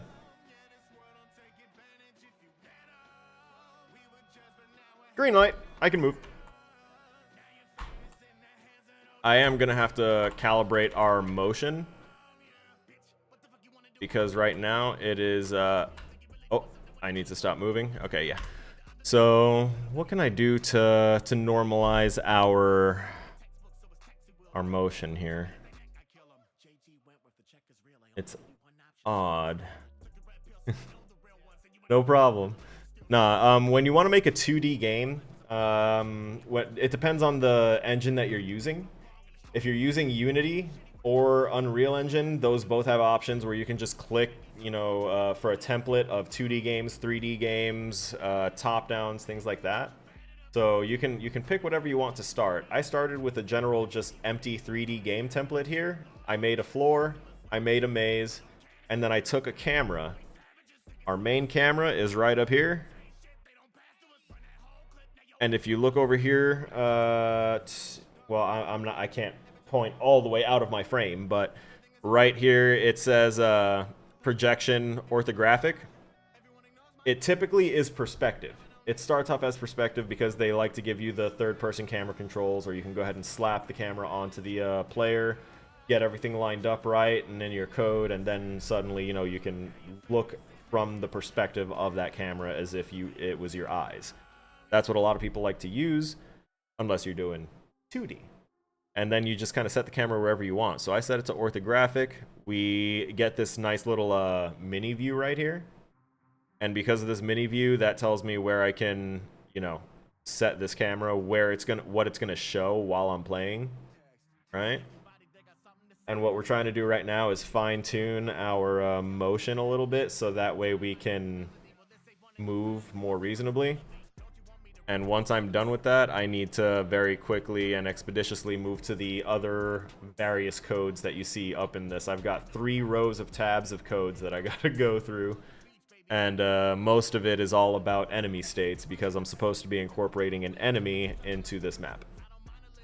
So that's our plans. I'm gonna be here coding this and making this until midnight is my usual cutoff time. We'll see how I'm feeling as I get closer. Sometimes my anxiety gets the better of me, and as I start to go quiet and start to like hyper focus a little too hard, and I start being self-conscious about like possibly not being, you know, good enough to be streaming, I'm like, okay, I need to hammer down one thing, either be talking to people or I need to focus on my work. One or the other, can't do both anymore, and that tends to wind up happening about halfway through the stream. Luckily, I still feel kind of confident that I can do this before, you know, my deadlines are all up, but I do have a lot of things that I'm gonna wind up having to do. I'm gonna have some really stressful days coming up, and starting not next week but the week after, I'm basically not going to be at my setup. I'm going to be visiting family, I'm gonna be traveling. I'm gonna be gone for like a month. Alright? So when I get back, it'll be late January, and that's when I will kick the stream back up, assuming that I have my school schedule and everything probably ironed out. And once I have all that set and I know what my school days are and all that other stuff, I will put it out. I will change our stream schedule accordingly, so that way I can more comfortably intermix days where I strictly focus on work and then strictly do other stuff. Right? Because next semester, I'm also taking this same collaborative class. I am still going to be doing my 3D, my virtual reality development with the VR treadmill behind me. Like, I'm still doing that next semester, and probably for the semester after that too. And we have a lot of ideas for it. And it's only supposed to be like a 15-minute experience, but we have ideas, and we have the opportunity. We have been enabled by this technology here right behind me to go ahead and make an immersive experience that's going to be really, really cool. And I'm excited to potentially be able to show that one day. I already asked permission, and they said they don't care. They actually like the idea of, you know, showing the development process and stuff like that, showing the kind of cool stuff that we work on. The thing is, I'm self-conscious about it because it's a whole lot of me taking the VR headsets on and off, and the camera swaps can fuck shit up, and virtualized cameras might be a problem, and I prefer to do that kind of, like, those kind of streams when I have a whole separate other computer that I can run things off of. So that way I can run all the heavy stuff off of this, and then I can run like the streaming software with the virtualized camera and all the complicated interconnected things that technically don't use a lot of resources but can easily confuse the system. Put that on its own closed system, right? It makes sense. And I know that there's some people that are like, oh, that's just, you know, living in excess. No, it's making sure that I have, you know, professional equipment, and I'm separating things professionally from my private life, since I technically work out of my home.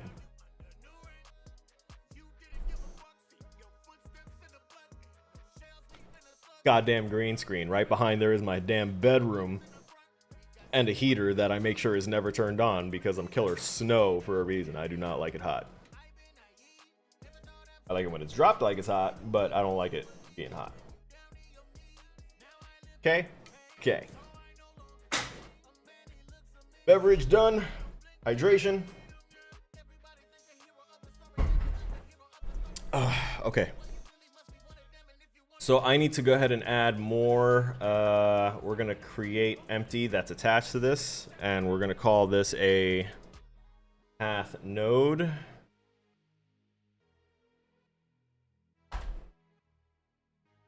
And I'm also going to give it a little bit of one of those little trigger boxes. Yeah.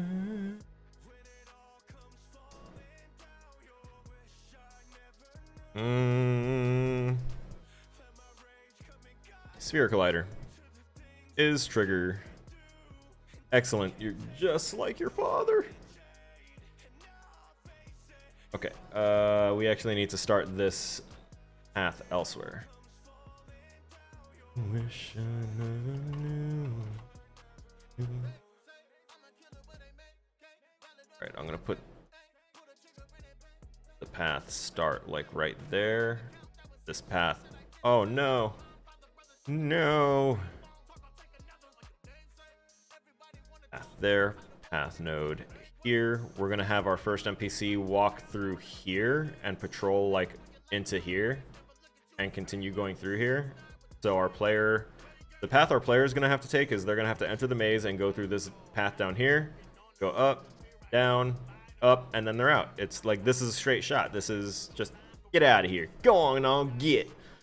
So what I want to do is I want to have an NPC that patrols this path here, which is one of the alternate paths the player can go. So that way they are guaranteed, hey, if you're not going the correct path, you might run into resistance. And this is just because it's the first demo level. And in the bigger maze, I'm just going to have the enemies going through their patrol points, and it'll be like, hey, you got close to them, they're chasing you now. They're not going to avoid the path that you're supposed to use to get out, but they are absolutely just coming for you. Eventually, that's the goal here, right? I need to make sure. Okay, yeah, we're above ground here. That's one of the important things to make sure is your elevation for things. All right, so let me get my top-down perspective. That's right, I can't like this, can I? Yeah, I can. See the camera? No, we're not gonna do that. Great. So here, first point, and now we're going to, I need to do this, Control D. And then we Control D. Control D.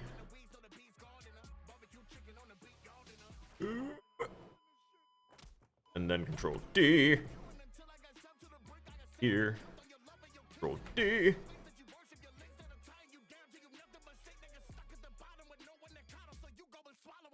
Sheesh. Excellent. Take a look at that. Here a little bit. I'm gonna have it go to these points and hopefully like stop for a second at each, like 1 or 2 seconds before it continues on. I actually kind of want to get rid of that one in particular, or I can get rid of that one and move this one there. Yes, that works better. Less extraneous ones. You know it. Actually,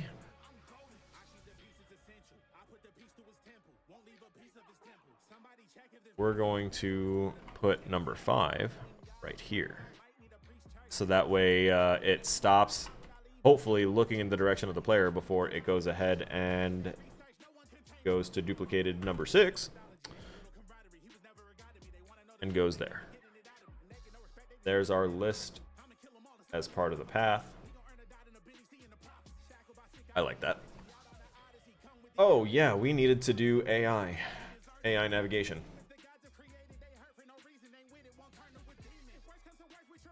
And there it is. So nav mesh surface.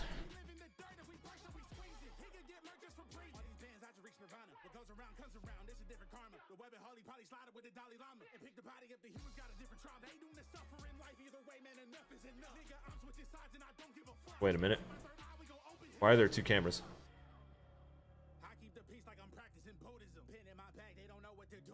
Oh, right. Right. Because top-down camera. The other one I made. Buddhism.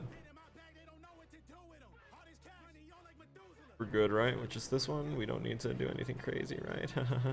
Uh-oh. My UI is in the way. Oh. Hey, this took care of our directional problem. Oh, wow. Okay. I need to make the purple emissive. I didn't anticipate that. Ooh, wait, actually.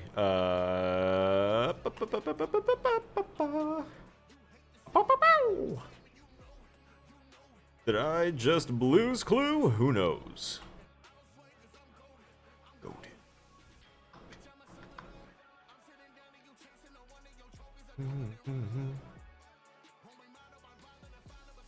Alright, let's see what we can do about that. Yeah. It's almost gonna like bleach it out a little bit. I don't appreciate that part of it, but it is something that we just kind of have to deal with at the moment.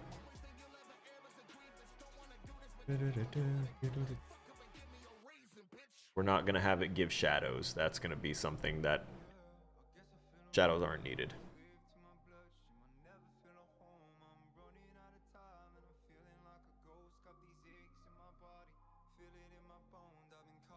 This one.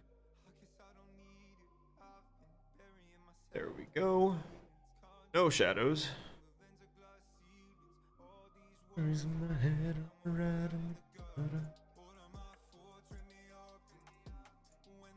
Falls in the horizon.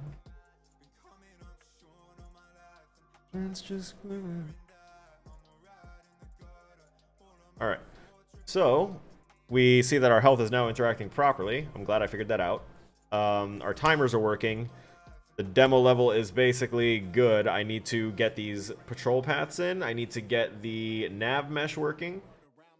And I need to get enemy states functioning and programmed and just make a basic enemy, toss it in there, and have it go to the patrol points.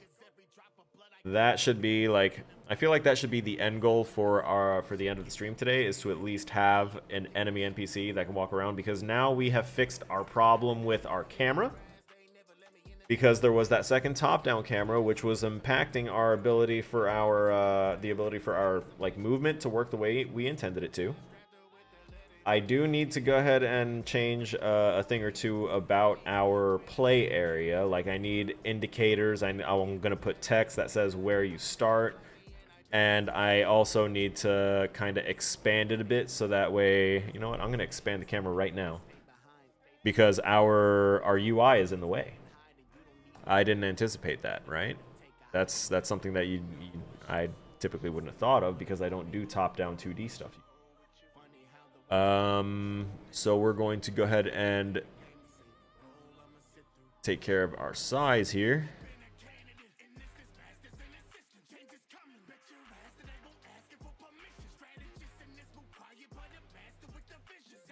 Let's see how this goes. Oh. Yeah, I made that damage 20 damage per unit that you move. Okay.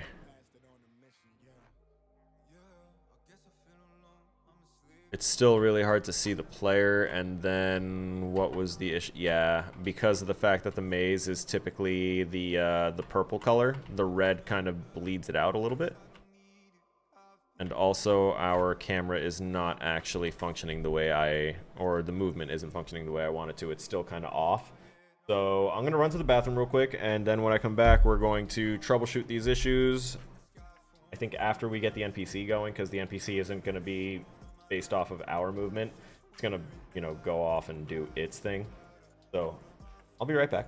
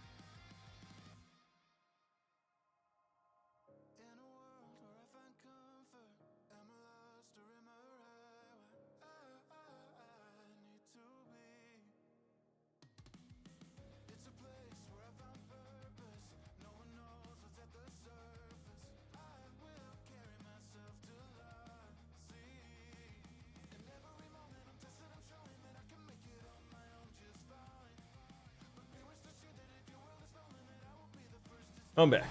Ow. Ow. SOB.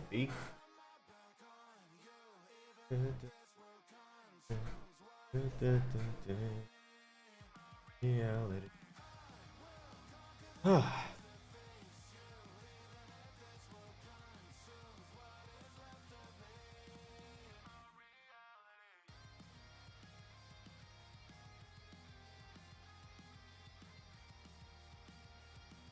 Alright. We can hit the live button again. Oh.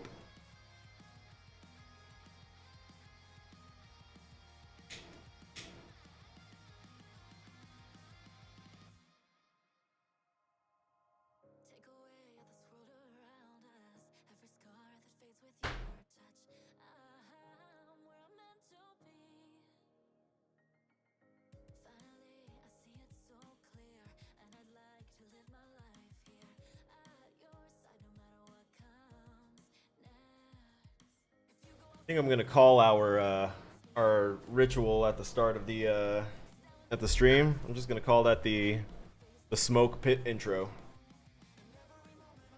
Because in the military, there's one location that every unit tries to find. Actually, there's 3, 4, 5. Wow, a whole handful. That's crazy. I didn't think that I'd be able to count that high. So things that we care about when we go out to the field are: where are we sleeping? What are we eating? Right? Those are 2 big key ones.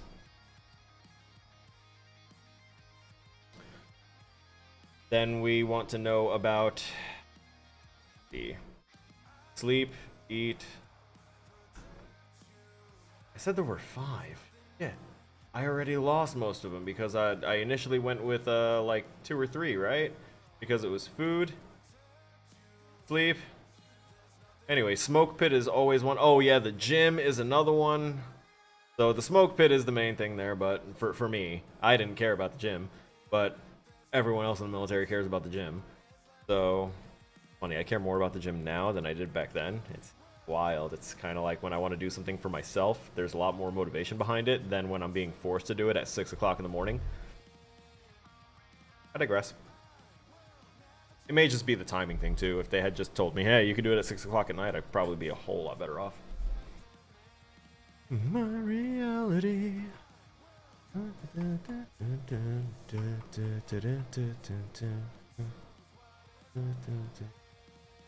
Reality. Alright, that's terrain. So, what do we have here?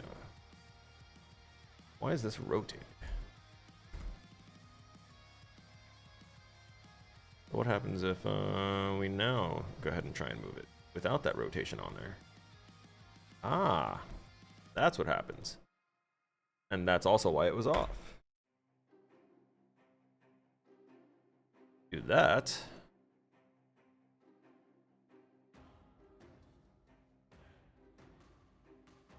Yeah, it kind of works. Yeah, I don't care about my health at this point. Oh, wait, our rotations aren't getting normalized. Yeah, there's some drift on it.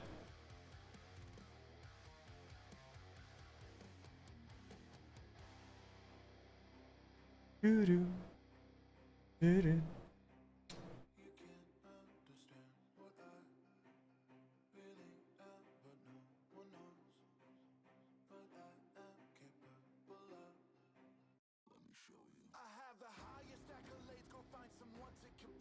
So rotation X, fine, but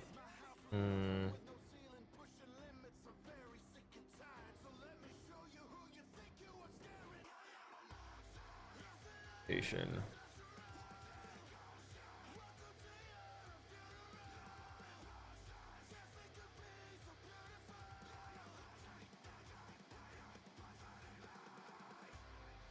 What? Let me see if at this point experimenting is all we can do here. Attach to Unity and play. Let's see what happens. Build errors. We're not going to continue. What is this? Oh, sure.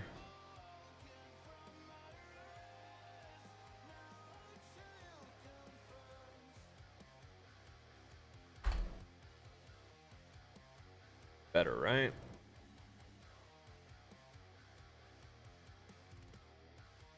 Said Unity message start is empty? Where? Which one? Here? Really? That's what you're worried about? Then we can just KC that as well. There, no more problem, right? Oh, son of a bitch. Of course there's problems. What did it do? Oh, it's because of the initialization. Of course it was. Hey, initialize actually? Oh, no, it didn't. Didn't do shit. Because all this stuff is commented out. That's weird. Anyway, those are just little alerts. I can ignore those, technically. For right now. Let's see what commenting out the rotation crap did.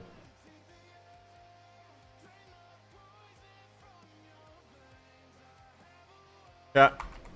0 movement. Cannot move. Rotation broke, can't move. LOL. Wait.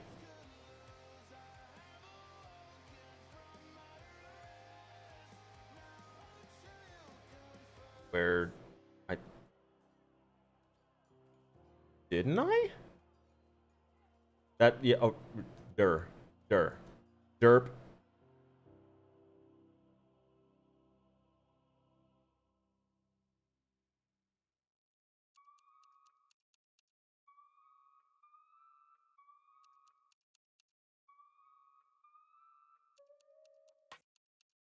Let me go ahead and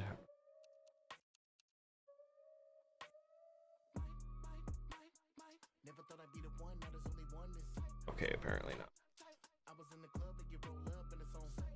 I can manually do it. It's fine. There was, you know, the quick way to add it. No quick way to get rid of it. Don't we get? I'll find out how to undo that.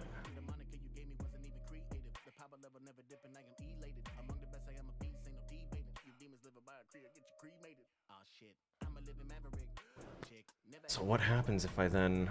But then, will that make the camera move with... No, it shouldn't. It shouldn't move the camera with me. It should not move the camera with me. It shouldn't move the camera with me.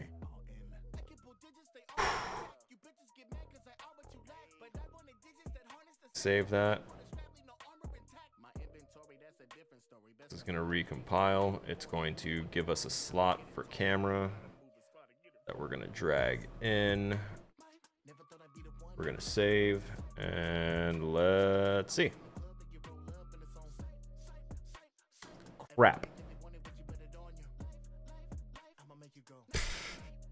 I hate it. I hate it so much. Alright. Let me get rid. Go ahead and hit none. See what that do.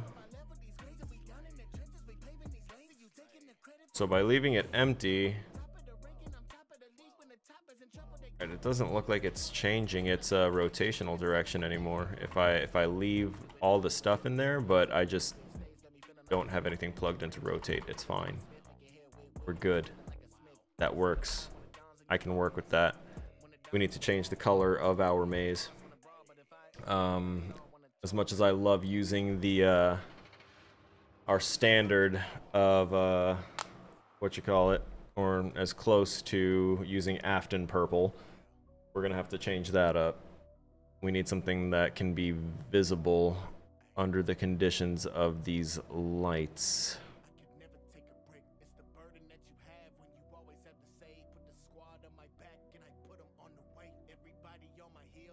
Would a deep blue do it?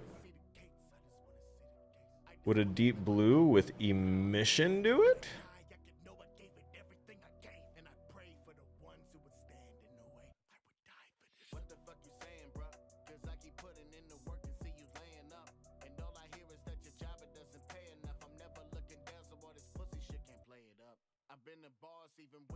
There we go.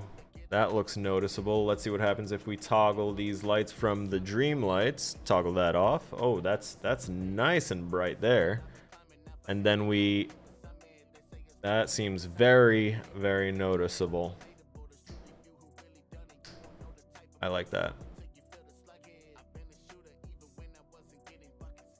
We turned off our shadows.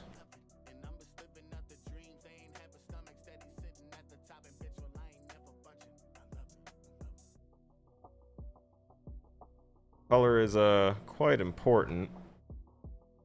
We need to be able to see. I need to really stop moving during red. I also need to tailor this for the tutorial level. So fate lights. We're gonna make our swap time every 5 seconds. The grace time is going to stay at 0.5. Penalty damage, we're gonna drop that to 10. We're gonna go ahead and make the penalty tick time 0.5 seconds. Yeah, that's fine. I actually set the damage over time as a variable, like the time that the damage would be applied as a variable as well, instead of just doing everything at 1 second. Because, big brain, I know that there are people that have like fraction of a second reaction time.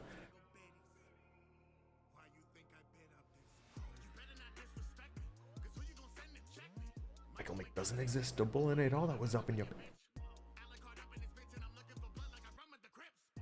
Alright, match timers. Right. Oh, wait, the render mode, that's right. I can act... Can I do this? This work? Did that do something? Should we find out? It might. It might. Let's find out. Experimentation. It's fine at this point, right? Oh, nope. See, yeah, it attached my UI to the wrong thing.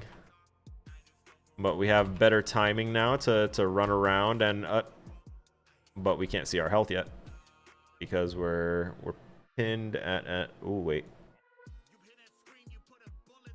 There we go. Actually we'll do 50.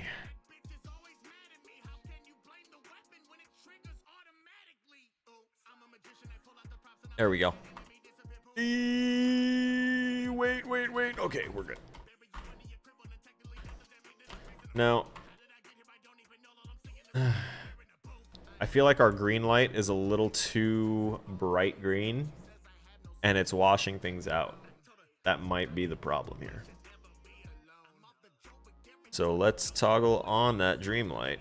And yeah, that our player does not look very noticeable there. No, we need that that intensity. I think it's the color that might be the problem.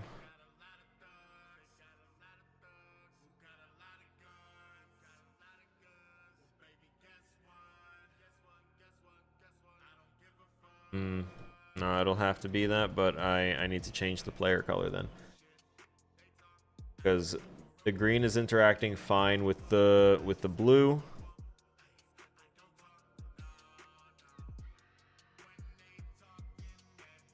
That's interacting fine with it as well. Wrong thing. Oh, hey. Hooray! Wait. No. I need a better player color then. That is the situation. So let's pick a new player color.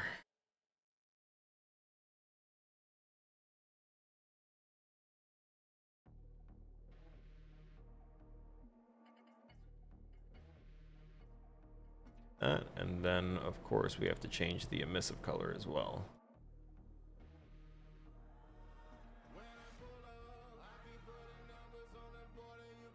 Now let's go over to our dread lights, which are going to be the closest. No, it's lost. It's lost again. Bet you it looks fine in the dream light though. Yeah, it's much more noticeable there.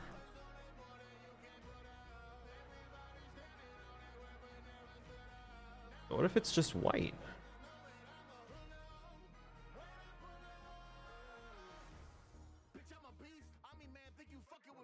Let me wait. I can see the player. Ow, ow. Variable player of, okay, you probably need to assign player script in the editor. No, I don't. Boop, made it out. All right, now we need to add enemies to Add confusion. And also, let's take a look at this nav mesh surface. Humanoid, walkable, correct. Render meshes. Generate links. We don't need links, actually. Links, no good. Not here.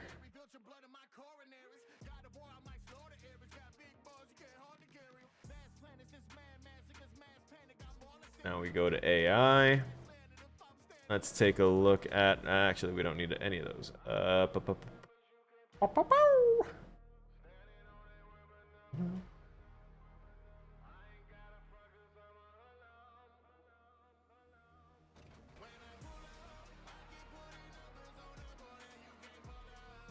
Let's go ahead and make a gap. So, damn.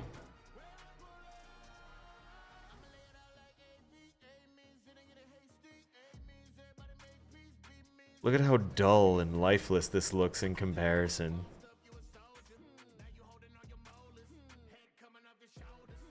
Ooh, for the enemies, I can make their colors toggle with the lights.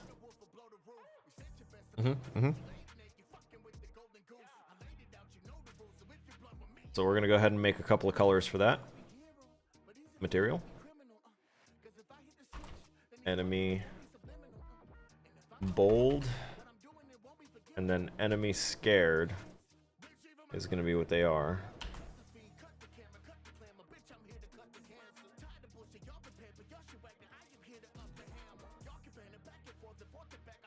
So if our enemies are in the red lighting,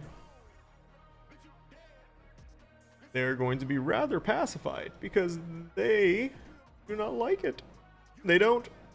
They're afraid of it. For very good reason.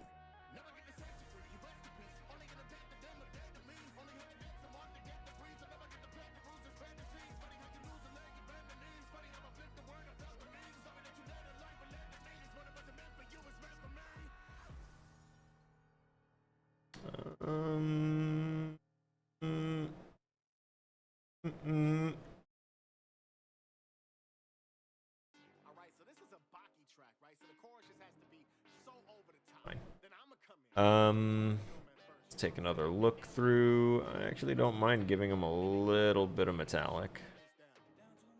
Say like a 0.2. Smoothness is fine. Source, metallic alpha, or whatever. As long as we have these on there, that should be fine. And that's for when they're scared. I am gonna have to... Well, the enemy states are going to cover the rest.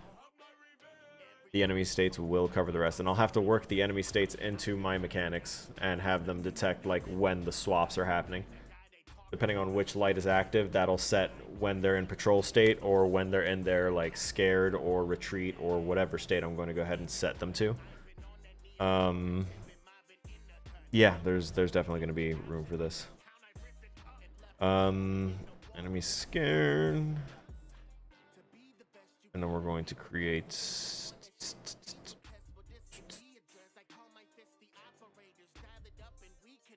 No, I already made it. It's right here, enemy bold. And you are going to be... What material are you going to be? When you're bold, green light, we need that orange actually worked decently.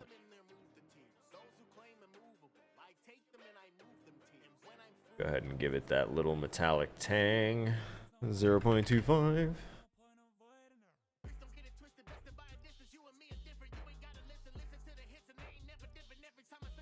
Grab just a little bit between those 2 points. Perfect.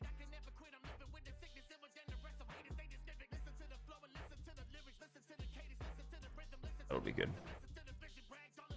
Those are two very, very like noticeable colors. That's fine.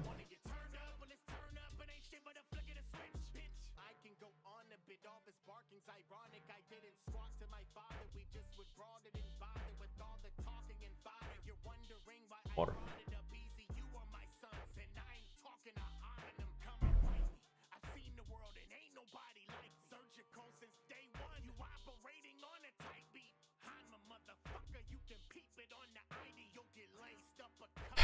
Okay.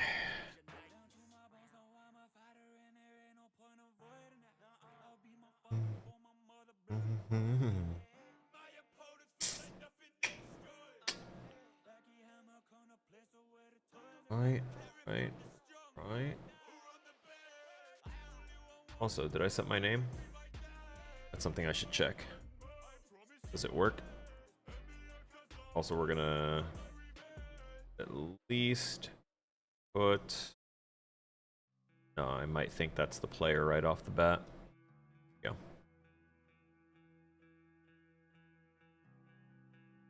Yeah, my name popped up. Cool. No, the paint. Okay, cool. So another intention for this is that I want to be able to like left click to set a trap, right click to disarm a trap, shift left click to put a different trap. Those are like the 3 basic functionalities I want for attack capabilities and stuff, and I need those done by Sunday as well. Yay! And the enemies have to be able to attack as well. Yay!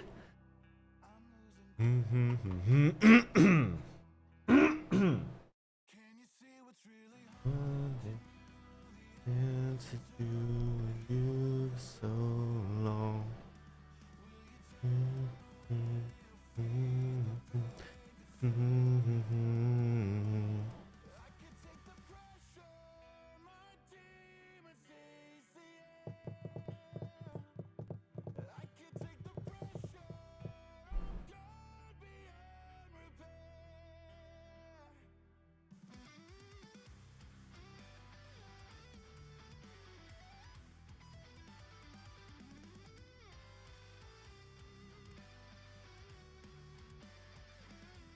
Objects can't push, can't be pushed.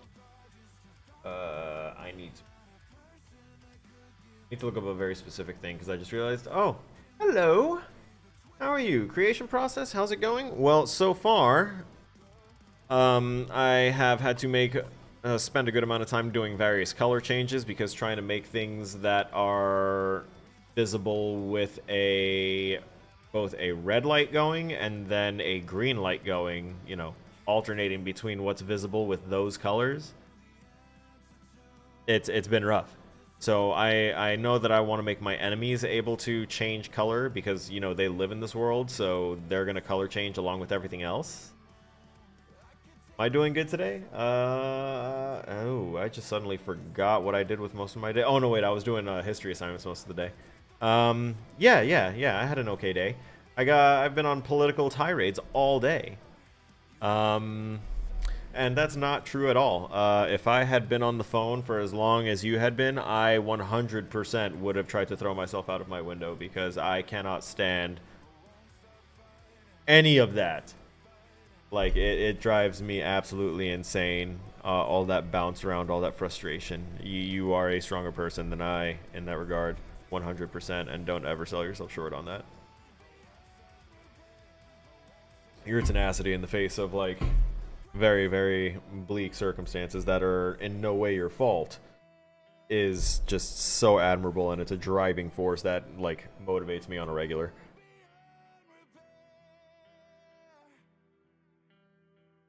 Hey, meltdown, totally fine. Human being.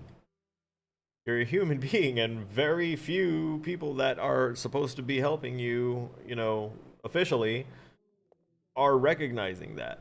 And it's very, very painful for you and for those of us that only want the best for you, and it's just being refused to you by all the means that are supposed to be, like, there for you. It's so infuriating. God. Eat the rich. Damn, that's crazy. Y'all hear something? I'm gonna crack my neck. Oh, God. Oh, we have the right to revolt. Oh, God. Oh, yeah, there it goes. That was lodged in there real quick. Oh. Oh. Crazy. Alright, so let's go ahead and hit play on this so that way I can take just another quick glance, remind myself what it is I'm supposed to be trying to do. We're taking damage, that's fantastic. Okay, so... Oh, wait, that's right. During red, not really seeing this guy because that's supposed to be the color he is when we're in green light. Okay, so green light, I can definitely see that guy.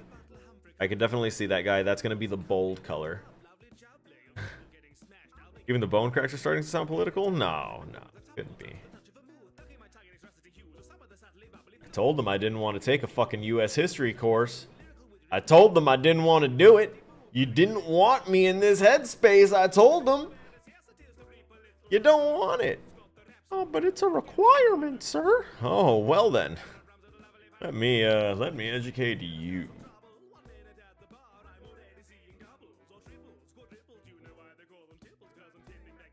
There we go, match timer. Let's see. I think about 180 seconds is actually going to be a better time.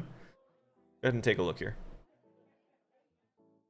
Yeah, a good 3-minute timer is good to get through here as a first-time thing with the time changing every 5 seconds. I'm thinking of removing the sprint and only having the sprint unlock like on the next level. So I think that would work better. Just so that way kind of makes them have to abide by these rules and they don't just like sprint to the end because they looked at it before they moved and they're like, huh, waiting. Okay, there's my path. Brrr, gone. I'm gonna have to, I just realized that's gonna make me have to, like, in other stages, like obviously demo stage, let them get their bearings, let them understand what's going on. I know that, but for the stage after this, yeah, so I changed it from regular camera to a top-down. And this maze I made with a procedural generator that I coded in my... what do you call it? Where is it? It's in my scripts right here. Maze cell and maze generator. They're synergistic code. So if I pop the maze generator onto an empty object and just plop that empty object into the middle of this scene, and then I put the this little prefab that I made for the maze cell, see it right here, I drop that into a little slot that shows up like these here, and then I can go ahead and hit play, and then it will generate a maze. It'll generate a maze based off whatever parameters I type into the functions I made, and it'll make a random maze for me. And what I do is I go ahead and like when it does that, we're in the game mode, but I go to scene mode from that, and then I highlight all the pieces that it made, all the cloned pieces that made this maze are still, you know, individually here. Because that's how I designed it. It's basically a block surrounded by 4 walls, and then as this thing generates, it goes within the parameters you gave it, and it puts a block in each spot, and then it goes through and it carves a path through all of it. And it winds up hitting a bunch of like dead ends and other things, and once it's done, right? But the problem with that is that I could only generate it at a like one size ratio, because whenever I changed it, it changed the aspects of everything else, and it kind of messed it up a lot. So I couldn't scale things through code. That's why I had to copy it and make an individual like maze pre-constructed thing and scale it up and modify it that way, because it also did not create a committed path through it, because I didn't know how to code it and tell it like, hey, I need like guaranteed at least one way from point A to point B, but there might be different starting points and various other factors that it would be too hard to do a modular code like that at my level. So once the maze is generated, I copy the clone pieces and I make it into a pre-constructed maze. I go through and I start taking out walls and deleting the invisible geometry of things and making sure that it's all traversable. And I make sure that there's at least one committed path through, and more than enough like twists and turns through it. I had to actually do way more modifying to this than I would care to admit. Actually, it's insane, but it's okay. It's good. And I decided instead for the bigger stage, what I did for that was I... Service design, No, I don't think in my scripting for games there. Did I not save it? No, I know I saved it. It's somewhere in here. I found a website that generates a tiled maze based off parameters that you did, but just like a PDF. Oh yeah, that's right. It's saved as a PDF. I could probably find it that way. And it just, you tell it that you need a path through. It'll show you a line, a red line through the maze that it generated, but you can make it as big as you want. So I'm going to use that, and then I'm going to try and create, just manually do it that way. With something that, you know, I don't have to worry about a bunch of individual tiny pieces like this. And if there's just like a long wall that has a bunch of branches coming off of it, cool, I can do that. That's easier than all of that I had to go through. But this is part of the learning process, right? They didn't teach me to do the procedural generation thing. I found it online. Someone did it in like a 3 to 5 minute video, and as they explained it, I paused it, I typed it out, I looked at it, and I committed it to memory. I understood what I was doing. Because if I can't understand what I'm typing, if I can't understand what's in my code, I don't want it. Like, yes, I need to learn from other aspects and other avenues because I feel like there's other ideas in my head that I just can't get out with what I'm being taught, like at the level, but things that I want to include for the projects that I'm doing. So I do a little extra research here and there to enhance what I'm doing. And I understood everything in the procedural generator. I just couldn't understand why, for some reason, some of the walls that it was disabling were still leaving their collision enabled. So I had to go through and find which individual pieces were disabled but still colliding, which meant I had to go through the list of everything that was disabled and basically delete it. But then I discovered that the reason that it was saying that these things weren't, like that we were still colliding with them, is that it thought they were still enabled. They were invisible, but they were still enabled. So I had to go through the entire list again of everything that was enabled in this list here, and then find the like individual front wall, back wall, because each cube is made with front wall, back wall, left wall, right wall. You'll notice that most of these only have 1 or 2 walls on them now. And it's because I had to go through and delete most of it that was disabled. Yeah, this is going to be my final project for the semester, is this demo. It's going to be 2 levels, because he said it needs to be 2 levels versus just 2 scenes. Because I have a bunch of scenes here already for the main menu, a how-to screen, and other stuff. But there's a lot of scripts involved, and he wants 2 playable levels. So this is going to be the demo level where the player will have to learn that it is a maze navigation. It's top down, and as they will learn very quickly is that they cannot like move during red, because they're going to try. They're going to be, wait, why am I taking damage? What's going on? And then they're going to see the green and go, wait. Oh, okay, I get it. And then the red will start, they'll stop, and if they try and move, they'll see their health depleted. So, oh, okay, let me make sure. And then they'll go ahead and get through. I'm going to have enemies that are going to be patrolling. I can go ahead and hit exit. I'm going to have an enemy that's patrolling this path right here. So it's going to be patrolling this here, which is one of the paths that the player can start at. So if they accidentally take this one, they're going to run into the enemy, which they should be able to see them, you know, patrolling. I'm going to have another enemy that's going to walk through here and stop like here. And I think I want to have... I might have one that patrols from here and like goes in here, or that goes up in here. Like there's a few little spots that I can have it like patrol to, but I want it to like come in here and stop. And then maybe have one from over here. That's if I want to have that many NPCs, right? This is just a starting demo level. I don't need that many here. I want it to have 1 or 2 NPCs. And then for the next level, that's going to be obviously a bigger maze. I have no problem with putting more in. So the point of this is of making a path, even though it's supposedly going to be chasing the player, is that we're going to make it so that way it only chases the player when they get within a certain range. And then our enemy state scripts, which are all of these enemy state machine, enemy state patrol, enemy state search, enemy state escape, enemy state attack, the base enemy state script itself, and I think I had, yeah, enemy state find health. Now I might recode some of these, change their names up so that way I have one, like I need the search one. The patrol one, I can leave that one on there just fine, but I also need that one to respect certain boundaries and enter an idle state of, like, scared whenever the red lights are on.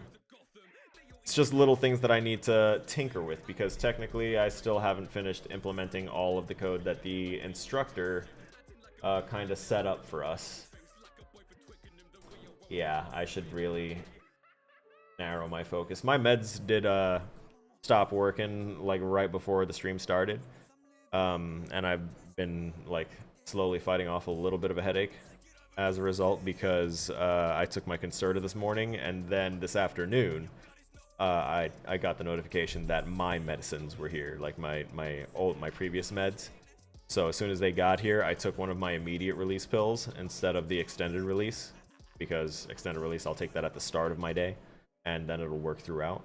But I took an immediate release, and then within 20 minutes, I lost that spaciness. I lost all of my, like, all the things that have been a problem for me to maintain my focus. And I sat there in silence and worked on like consuming the US history module that I had to get through. And I got through about half of it. It's a lengthy module. It's about Vietnam era stuff. So there was a lot to go over. And before the meds got here, I was struggling to get through the first page. And 20 minutes after the meds, I was hammering through it until I noticed, oh, it's an hour before my stream.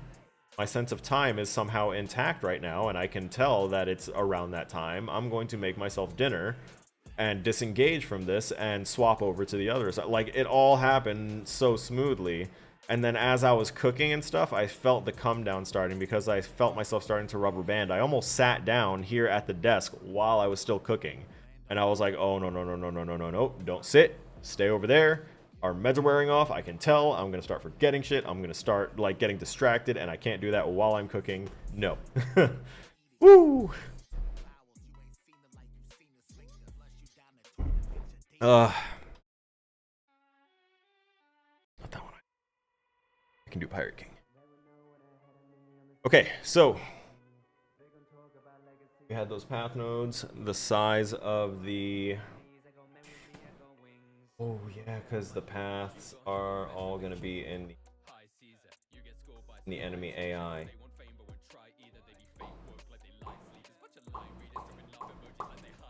Yeah, this is store these in a public list on the enemy state machine.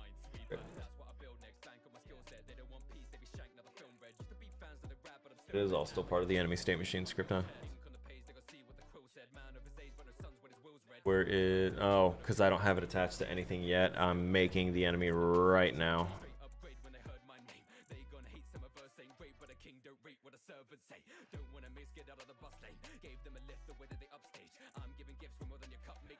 I want to make sure that this color still works for red. Yep. We can see that guy fairly easily. That light blue is going to indicate that during the red light, they are passive. They are like, oh, I don't want to move. That's not a good idea. But then when the green lights are on and they turn orange, they're going to be all uppity, and they're going to be like, I'm coming for that ass. They're not going to say anything along those lines, obviously, but that's the goal. Unassigned top down. Okay, yeah, I get it.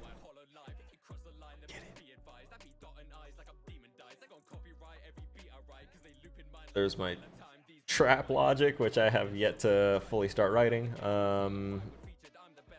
Right, there's the enemy state, search, all that stuff. I can officially get rid of this, I think, right? Player, top-down controller, which is what we're using now. Yep. I don't think anything else actually referenced my controller, my Killer Snow controller. Fantastic. Can appreciate. See, this is what I mean about, like, the separating of things. I would prefer to be able to just scroll up to the top of one script and see all the various things like components and stuff like right there. But at the same time, knowing that things are separated in such a way that I know that it's all compartmentalized, and if I need to worry about a health problem, it's going to be on a separate health script elsewhere and not like locked somewhere within the confines of my massive like player script. It does make more sense. These enemy states being all separated like this is going to drive me insane. Insane, I say. Oh, no.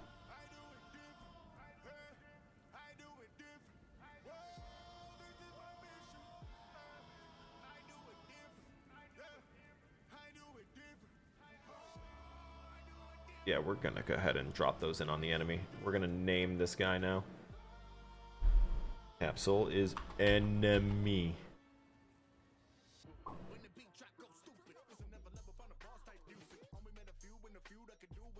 And now we're going to go ahead and add to this guy a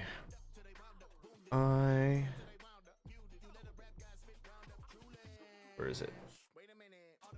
Navigation? Yes. You need that nav mesh agent, baby. Move that up.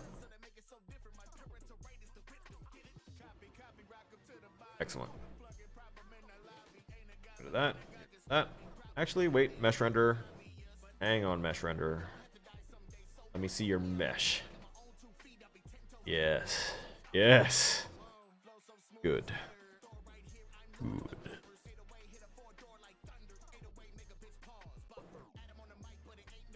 But what if I add a second? Then the mesh has sub meshes. I see. Interesting. Sub mesh. I might have to look that up. Not for this assignment. Not while I have like time constraints. This is, let me not go too crazy here.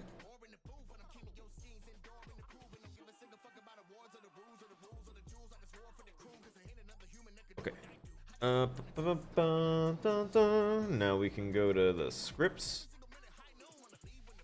And I need to give you enemy state attack. Crap, you're not gonna let me see the names of these, huh? Son of a bitch. Escape, health, enemy state machine, patrol, search. So it's all these. All those gotta go. But damn. It's not excessive.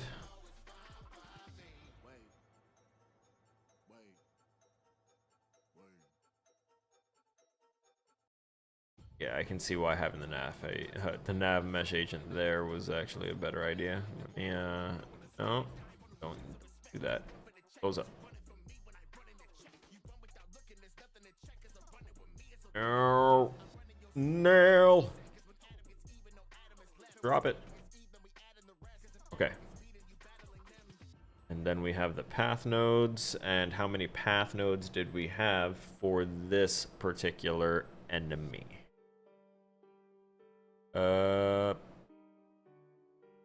6. 1, 2, 3, 4, and 5, and wonderful. Grab this. 2, 3, 4, 5. SAVETHEM. Save them. Have you in the background while I clean up my resume to apply for housekeeping jobs. Also gonna look into school. Ooh. Your motivation just is God. Our motivation. I salute thee. You're so good. Alright. We have our path nodes for our NPC.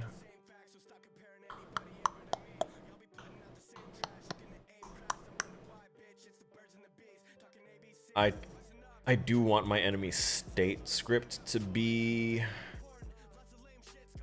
I want the machine script to be at the bottom here. And I want our material to... Oh, I can't relocate that. That's going to stay at the bottom. Alright, cool. That's fine. All right, so that is 6 path nodes large. We have our states there.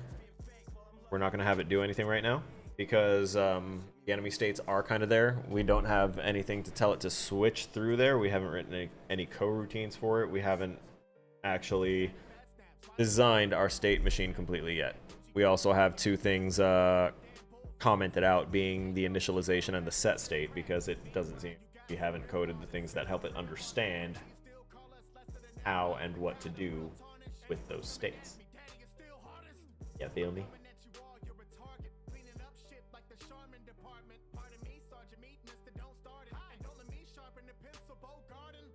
Now that we have a path in our scene, we can begin scripting the enemy state patrol state. Oh, that's fantastic.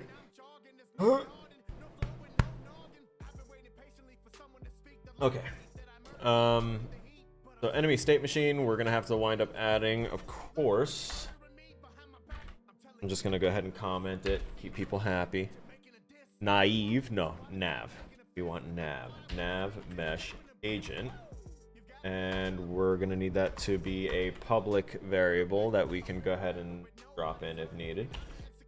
Nav mesh agent.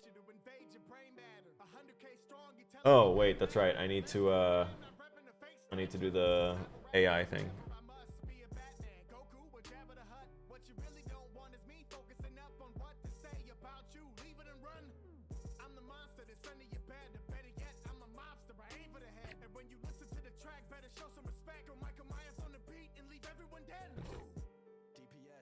Oh. Wait, really? Hang on, let me complete that line out real quick. If it's not the Unity AI, am I missing a directive? It's Unity Engine A. Son. Hooer. There you go. Unity Engine.ai. That is what we needed to make sure that our code references and realizes it's using a collection of code from like a certain subsection of code. Basically, these are like albums of instructions.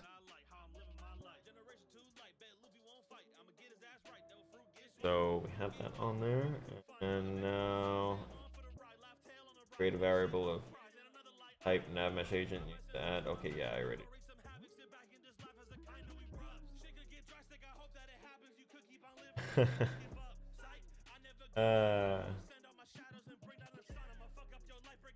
Okay, so now we get to the fun part. This is gonna be the fun part, because now we get to undo these comments, and now I get to finally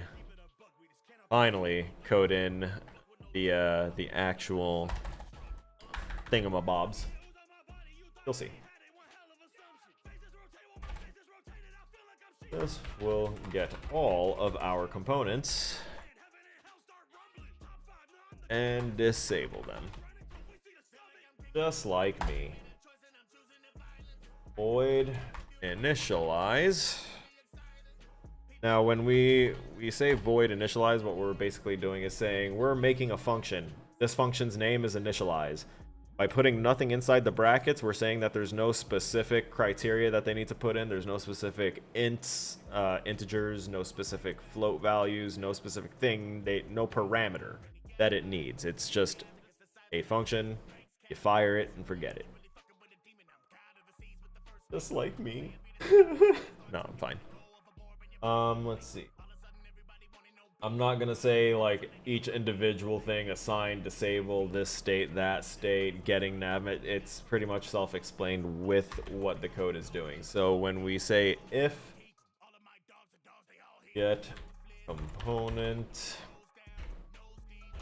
nav agent, so by typing it in like this, you're basically saying, by typing it in just empty like that, you're saying if this is true. If you just type in a singular thing like that, it's basically saying if this particular thing, that this standalone subject is true, do thing. So if get component nav mesh agent. So it's basically saying if we have a nav mesh agent anywhere on the thing that we're attached to, we can do the next thing. I could hear you talk about game shit all day. I could talk about this shit all day. I literally could. Most of the stream has been me either talking politics because I can't get my headspace out of it, or talking like in-depth video game shit, my plans for this and the various things that I've been noticing, giving kudos to Larian Studios for getting Game of the Year on Baldur's Gate 3, kudos to everyone and just all of the things. So if we get our nav mesh agent, what we want to do is we want to set agent. I just realized something. I didn't even have to start typing and getting an error to realize what was the problem. I just looked up and I saw it immediately. Alright, so agent is equal to get component. So basically we're saying that if the item that this is attached to has a nav mesh agent, what we're going to do is we're going to set this this variable name of agent, which we've already said is going to be a nav mesh agent. We're just going to give it a special name that it's going to have in this script from that point on. But we didn't say what nav mesh agent it was that we were going to name. Here is where we're saying the nav mesh agent we're looking for is the one that's on our attached game body. Whatever the script is on, that's the nav mesh we want. And we're going to call that nav mesh agent from now on. That's all that this is doing. It's the same thing for the rest of the initializations. All we're doing is basically telling this thing to get the scripts that our states are attached to. So I have a script that is enemy state attack, enemy state follow, enemy state patrol, enemy state, like, it's going to look for each of these things, make sure that it's there, assign it to one of the values that we have pre-written for a name, and then it's going to disable it. So that way it's not like active. So that way when we start the game, our enemies aren't in all states at once, like most people have to unfortunately experience their lives, being in a state of confusion, anxiety, excitement, fear, and everything else all in the same moment. Anyway, we're going to go ahead and get our next component now. If I hit two things at once, I can feel it. Get component, enemy state, patrol. Do this, and we're going to patrol state is equal to enemy patrol state, correct, and then we're going to patrol state dot enabled equals false. That's all it is.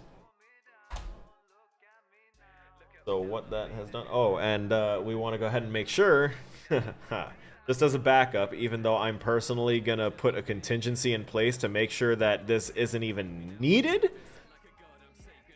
but just in case, you never know, we're gonna type an else statement. So when we type an else statement, it's gonna go to the very first like if statement directly above it, and it's gonna be like, okay, so this is gonna be an alternative for whatever you just said, right? So if this, else this. So if we can't do this, then we're going to do this instead.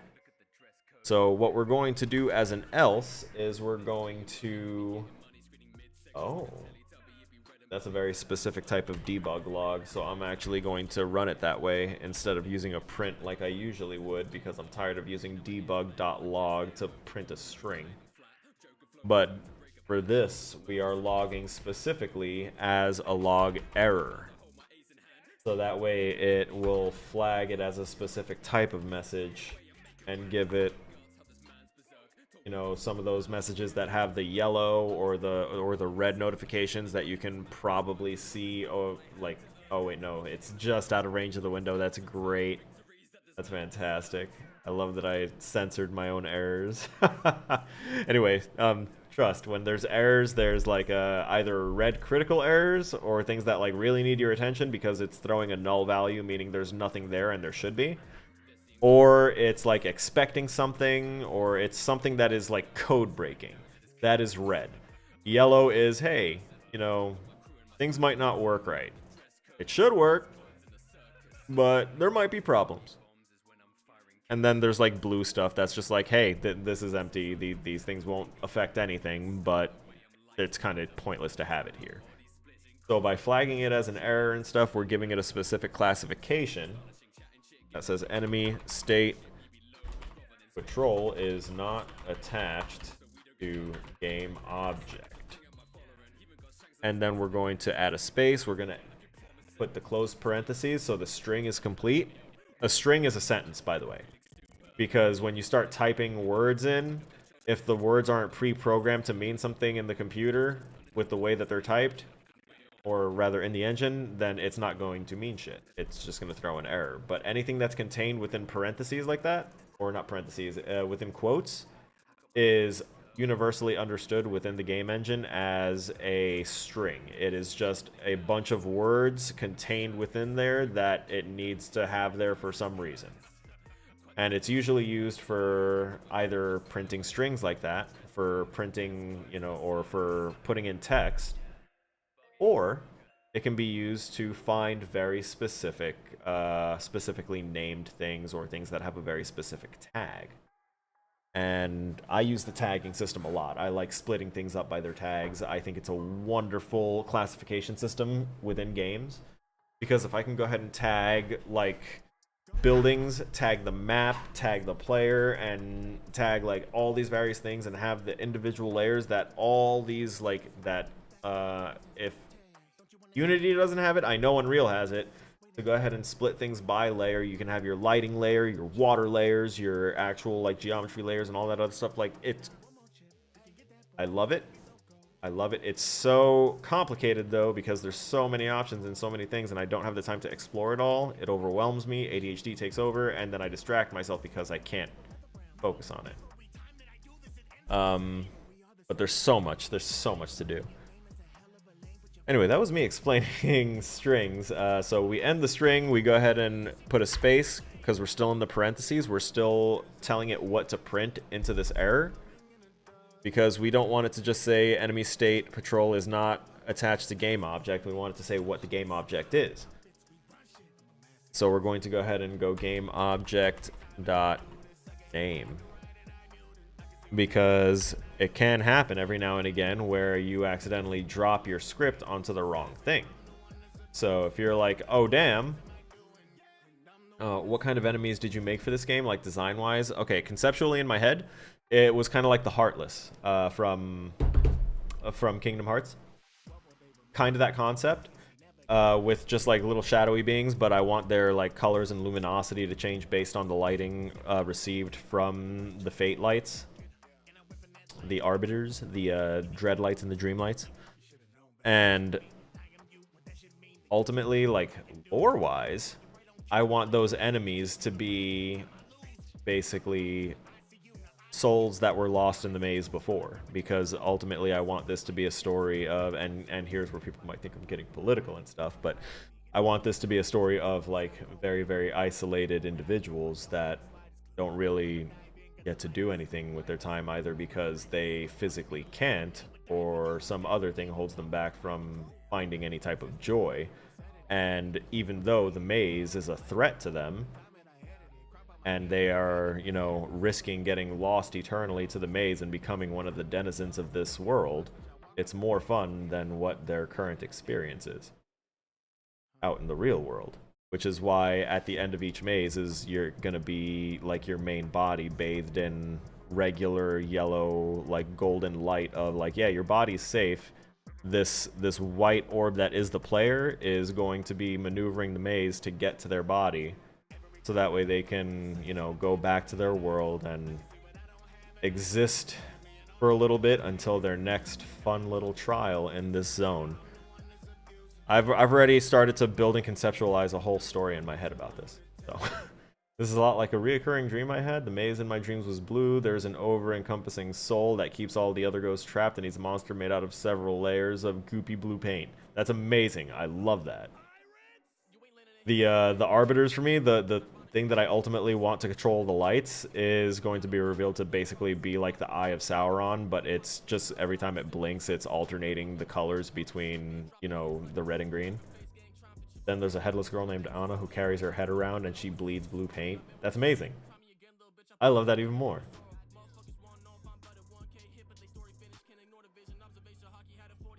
Oh, I can come up with so many cool color concepts with that idea.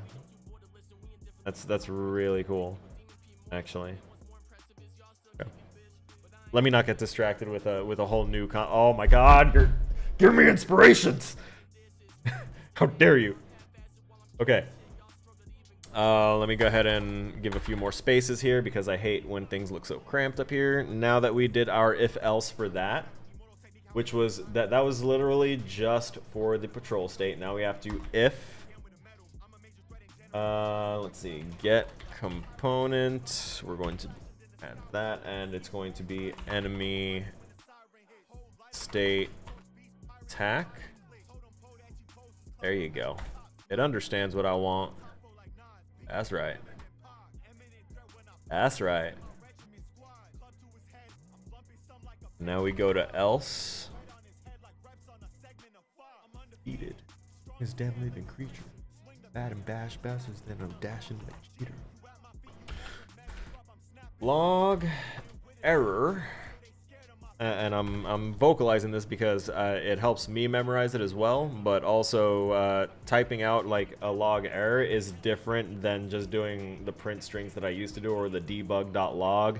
Because debug.log just prints out like these little, like this right here. Here's the difference, actually, right here. I should have, because I have my school module script right next to it's overlaying half of my view. So I can't exactly see my entire window of what y'all are seeing. But I know now that you can see this console here, the things I'm clicking on. So doing debug.log prints one of these that just has the little white chat bubble. And I put this one to say debug.log success. Or rather, print string success. Because they're interchangeable. But when you do a debug error, it's either going to give you one of these yellow ones. I'm not sure if this is considered. No, this is warning. So these, yeah, these red ones, these are flagged as errors. These are debug error. This is debug warning. And this is just a print string or debug.log. That's the difference. Hooray! Learning! Learning! Okay. So debug.log error, we opened our parentheses up, and now we're going to say enemy state attack is not attached to game object space. The parentheses are closed. We're going to add a space plus, and then we're going to put game object dot name again, so that way we are aware of what game object is failing to load its enemy state attack. Because when we drop enemy prefabs in, if all your enemies are going to have like the same name of a certain type, like if you drop in goblin, it's not going to say goblin, goblin, goblin, goblin, goblin, goblin, goblin. If you have them being spawned by some sort of spawner, it'll say goblin clone, and if there's multiple goblin clone, it'll say goblin clone 1, goblin clone 2, goblin clone 3. So each one is going to have a unique name, technically. And as a result of that, whenever we have a problem loading one of their states for whatever reason, it'll go ahead and tell us the name, the exact name of whichever game object is carrying this script and trying to initialize these states and failing. And while we're doing this, I'm also going to jump up here and I'm going to put in the failsafe that I was mentioning that completely negates having to put those in there to begin with. Are you ready? Require component. Type of. And now we go ahead and put enemy state patrol. Require component. We can do that again, but I can just back that. Do that for attack. See what I'm getting at? By doing this, as soon as we attach this script to an object, it will immediately grab the supplemental required components and required scripts that we told this script it needs to function.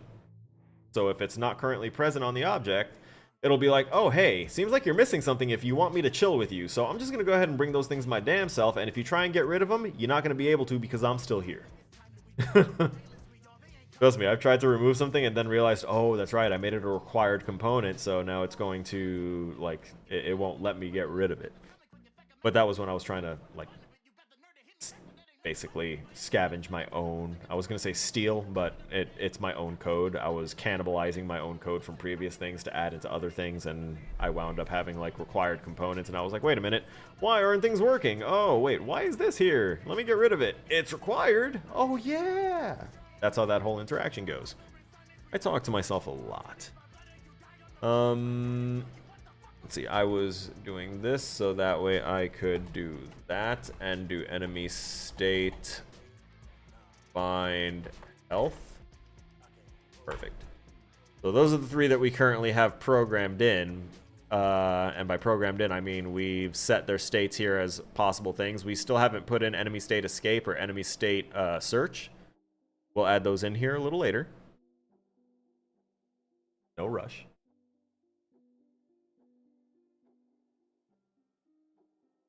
And let's... Oh, that's why I'm, like, kind of floundering there. I needed to finish up the other thing as well. The other thing being this. If get component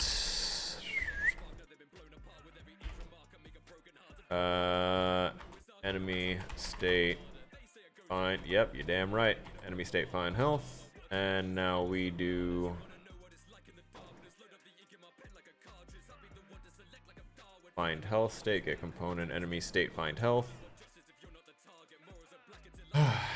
And then we also do, yep, there we go, disabled, and then we go to the else statement, and then we go ahead and put our debug, not debnug, debug.log error.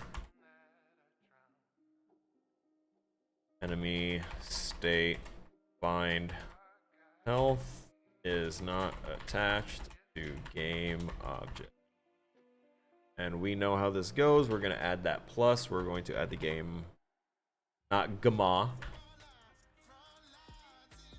Game object name. Close that up.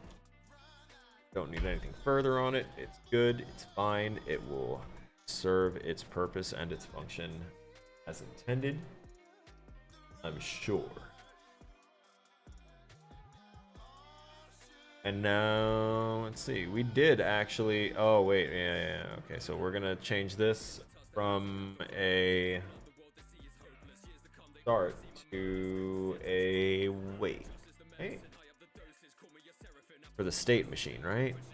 Because it's not something that we want just to happen at the very beginning. Something that we want. So we're going to go ahead and void and awake. Yeah. So there we have our initialize is actually functional now. But we still need to work on this because enemy state as a class does not equal enemy state patrol state. And it's because patrol state is being understood to be in a separate class. It is enemy state patrol state. That is what patrol state is. So when we say set state, our thing is set to set an enemy state. And yeah, it'll come together at the end. I already went through the whole module and I looked at everything that was required and I was like, this is something that I could do during the stream, like really quick, toss it together. I say really quick as we're 3 hours into the stream and I have been talking for like 85% of it. I'd apologize, but I'm I'm not going to apologize. This is exactly what I have this stream for. I don't care about like the various things that I'm doing here so much as I care about using the stream to learn to recommunicate and learn how to talk to people again, open up. And obviously I've had a lot of stuff that I have been keeping inward. I haven't been able to talk to almost anyone because I've been so busy working. So, hi. It's very nice to talk. All right, so we changed this from an on start basically to an on to awake.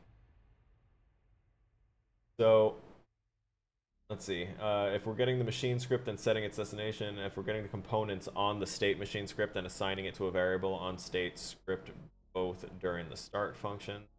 Yeah, okay, yeah, no, that makes sense. So this right here, the set state, we're gonna grab that. We're gonna excise it from everything. I was actually just reading the module out loud there. Whoopsies. But we're going to go ahead and hit that. I've been explaining everything like off the top of my head as I have understood it, so that way it's not like I'm not just regurgitating the things that are here, but I'm explaining that I understand it and I'm explaining my knowledge of it. Let's see, void start. We can go ahead and put our set state in there. So the whole reason for this is that awake is actually called before start. So that's when you want to initialize everything. Make sure that everything is in there, that it's all like the way you want it to be, and it's ready. So that way when you actually do hit start, which happens before the updates take over, because update will run for the entire lifetime of this script until something happens to stop the script, right? So this happens before start. We're initializing, making sure that all of these components are in there properly, that they are attached but disabled, so that way they don't cause any conflicts. And then we jump to start, where we set the patrol state, so as soon as the game actually officially starts, our enemies will start patrolling their path. And then we go to our update, which immediately runs our debug path, which is going to run through and show our path with arrows. And then currently that is the end of what this is currently capable of, but the whole intention of this enemy state machine is to tell our enemies what and when to do. What to do and when.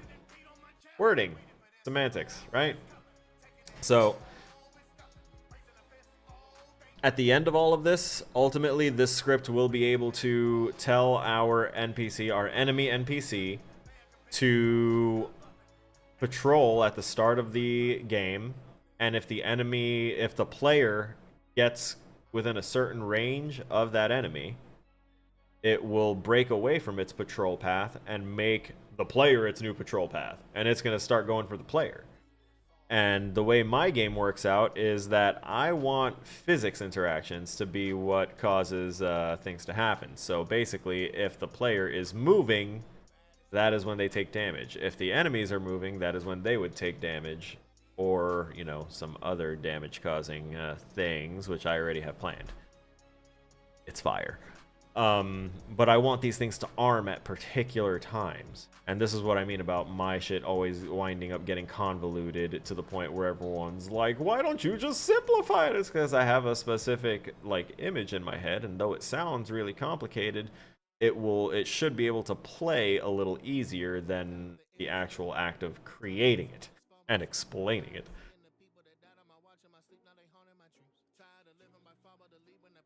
So anyway, they get up to the player, they would wind up doing something to push the player during, you know, red lights. That would be very, very bad.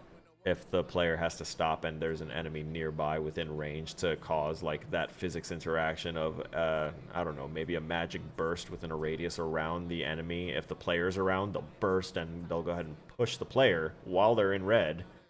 And that will force them to be, oh no, I'm moving, my health is depleting!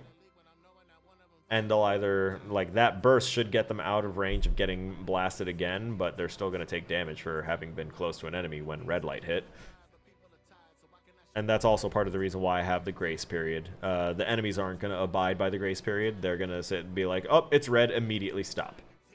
Which will give players half a second to put enough distance between them and that enemy before the burst happens and, you know, they'll start taking damage for motion. Everything has its reason. Everything has its purpose. So, we're going to go to our enemy state patrol. And we are going to make sure that...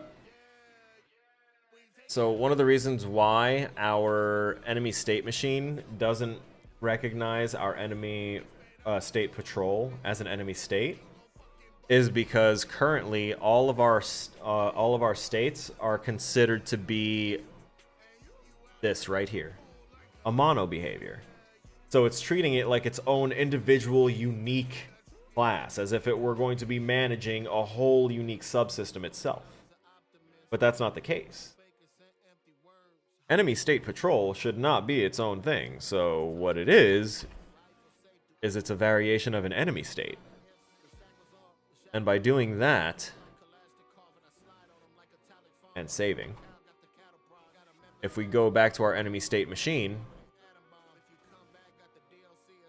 would you look at that? Would you look at that? Under Void Start, which happens after Void Awake, that set state, patrol state, is no longer throwing an error. Because it is no longer seeing, you want me to set a state, but that's not a state. That's a state patrol. Not a state. It's a state patrol. What the f? State patrol. Well, now it knows that state patrol is a state. Because we went in and we changed it from a mono behavior that's supposed to be acting of its own free will and accord, and we made sure that it understood that it is, you're just a state. You're just another emotion of our overall being. That's what it is. Such a beautiful thing. Hakuna Matata. What a wonderful phrase. And on that note, I'm going to go ahead and make sure that all of these say enemy state. I'm going to go ahead and actually copy that. I'm going to hit save. State attack. Oh, mono behavior. Oh, look at that. Look, the IntelliSense kicked in. It knows that we want to change all of these to an enemy state. So I can go ahead and hit tab on this. Hit save. I can go to enemy state escape. Done. Save. Enemy state search. That's definitely an enemy state, I'd say. So we did the find health. We did the enemy state attack. Enemy state is itself what it is. That's fine. We also made that an abstract public class because it's going to have a bunch of abstractions that are controlled elsewhere, which is what all of the other various things are, which is why this thing says it has 7 references. Why? Because those are our various states, and there's code that's referencing these states. Interconnectivity. All right, cool.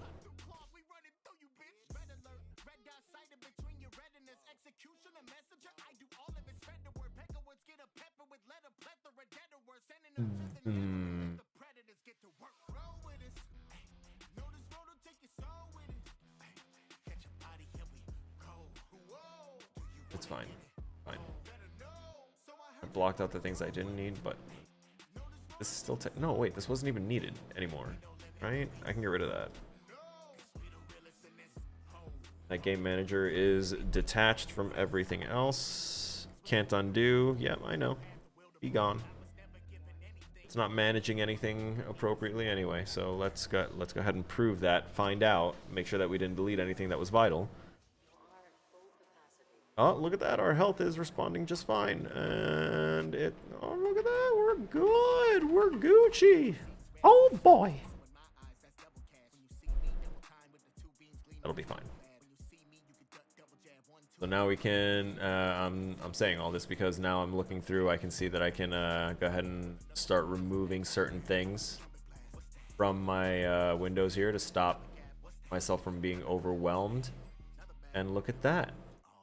Now I just need to finish out my enemies and my traps, which is my enemy interactions and then my way of attacking enemies. Suddenly everything doesn't seem so overwhelming, right?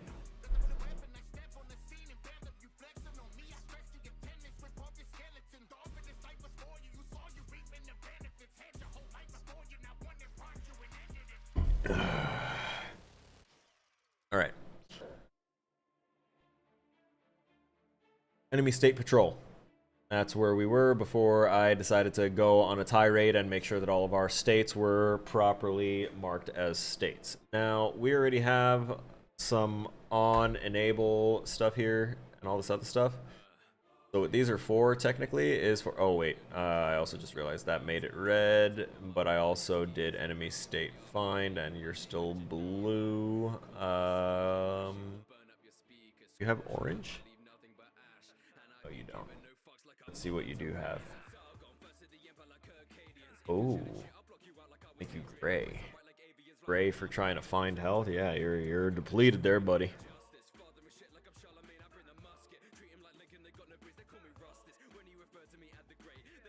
It's just something I had to think about at the moment. The escape state I'm probably gonna make yellow, and then the search state probably also gonna make that yellow. Search and escape can be yellow. Hallelujah. Medusa.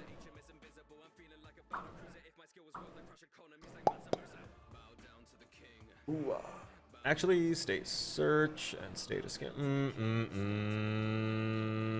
probably gonna wind up getting rid of these. The on enable thing with the color swapping. I might swap those to, instead of doing a material.color, I'll do material and I will do the actual materials that I made. And we'll try and keep some consistency with that instead. So that way I can control and have like what colors I want versus this narrow list of like 6 colors. And I can go ahead and make them emissive and all those important things that make them visible with our current setup. It's going to be a very important thing. And I think I'm going to color the terrain black. I think that's something that needs to happen. We're going to go to have everything in assets here. So let's go ahead and create material. Matte black. That is not going to be emissive. It is not going to be metallic. No smoothness. It is rough as shit. Yeah, see, when you add that smoothness, you can see the demo in the bottom right. It gets reflective and stuff. Crazy, right? Perfectly smooth, perfectly reflective. No, we want it to absorb light.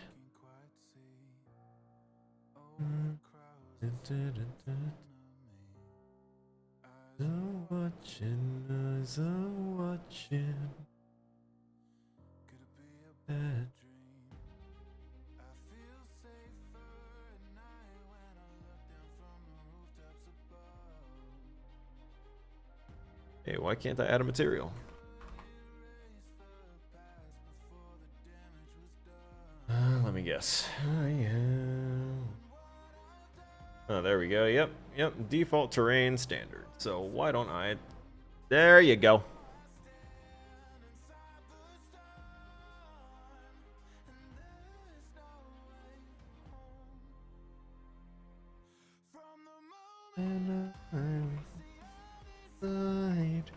Hell yeah. Hell yeah. Okay. I'm actually pretty cool with that.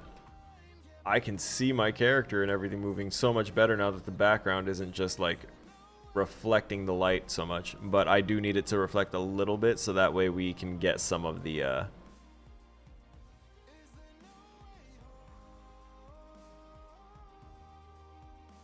terrain black instead of matte black, and we're going to go ahead and put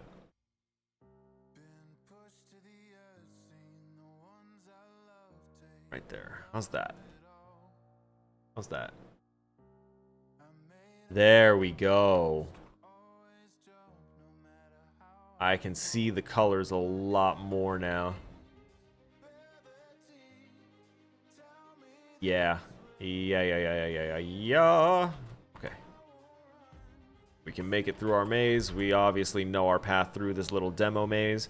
And the way that I'm going to do the transitioning from level 1, or rather demo level 1, to like the full level 1 is going to be with just a simple trigger box at the entrance and exit, which is going to start things off. So I'm going to make like a little, just kind of like a little area over here that kind of blocks off everything else. So that way the player can't just like be cheeky and go out through there. But I'm going to make it so that way entering the maze is what starts the match timer. Like currently my match timer thing is set to start at the start of the match. I can easily set it to... Where's my script? Timer. That's the timer updater. Match timer. So currently we can set our match duration to whatever we want. The script automatically, I set it for 5 minutes as a base. So then it also has the is deathmatch bool, which I have in there, which doesn't apply right now, not yet. That's something that I'm going to do way later. So on start, current match time equals match duration, and then on update, it will do all this other stuff. So I can set the current match time to the match duration, but rather than immediately start this on void update, I need to go ahead and put something else in there that's going to go ahead and make sure that the player has crossed that threshold. Now I can go ahead and do that to start it off, but I also feel like that would complicate it too much. I'm fine with technically having it just be, hey, you loaded into the scene and now the timer started and you have to get to the end. I now thinking that is probably going to be the best path, but that's just for assignment purposes. Full game version, I'm going to give them a little area, move around, and then once they go ahead and enter the maze, that's when it'll officially start the timer. There's nothing I hate more than games like doing things on my time instead of like respecting my time as a person versus it as the entertainment. It doesn't call the shots for me. I don't like it when they do that. It's one of my biggest gripes about Souls-like games is that they don't give you a pausing option, and I'm a full-grown adult, and when Souls and stuff was out and I was starting to like try and get into it, I was active duty and I was like about to be deployed. You think I was able to have like 5 minutes to my fucking self as a commo soldier about to go on a deployment? No. And every time I turned away and had to open up my goddamn door for someone else knocking because they screwed up their own commo equipment, I had to wind up like paying the penalty. So I was like, I really don't like these types of games. I need it to be on my time. I need to be able to pause. I need to not be like basically having the game demand my attention on it whenever I'm playing it. That's no. I say that now, but also I almost have platinumed Remnant 2 because that one was really good and I've been enjoying it. But at the same time, there's crystals everywhere. Death doesn't feel as oppressive because I'm not playing on hardcore, and I can literally just like, I'm not having fun in this spot. I'm just going to die, go to the crystal, and then go to another spot. Because I've already beaten the game on the easiest setting, I can go anywhere, do anything kind of deal. Really opened it up. It feels good as an end game kind of thing to replay it all when you've got all the equipment. And before I was like, I am never going to play it on higher difficulties, but I've been playing it on veteran mode now. My nose is itchy. It's why I keep on rubbing my nose. I've got a lot of hair. Right, we fixed our light problem, which was a big thing for me. The other thing that I would like to look into is taking care of the grayness around here. But it's something that I'll deal with at another time. I mean, like out here, because it's being kept in there, but because like our whole world out there is like for some reason brownish, it shows up as like a weird gray, and I would really just prefer that to be all black. Maybe I could put some sparkle effects in the under area that like swirls around it, so that way it's like, ooh, that's like the twisting ether That'd be cool. I don't know how to do that stuff though, not yet. Yeah, I get really excited about stuff, but I need to like reel myself in all the time. And I've been trying to do this state patrol for a while. Because distractions. Private, enemy, state, machine, enemy equals null. No! So this is to make sure that yeah, the teacher has typos in his code. We're basically going to start setting up our states to, you know, be used. More than just printing a bunch of things to the console saying, hey, you entered patrol state, and then endlessly printing patrolling, and then eventually saying patrol state exited. That's relatively useless to an actual player, right? So we needed to actually do stuff. Public int waypoint equals 0.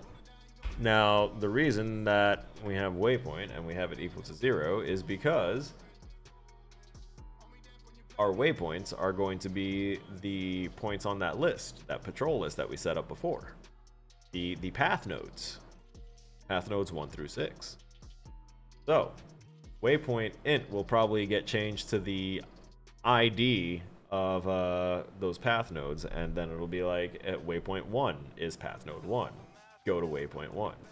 Waypoint 2, yada yada yada. And that's how it'll be understood by the system eventually. Then we go down to the next one, which should be private float distance to target.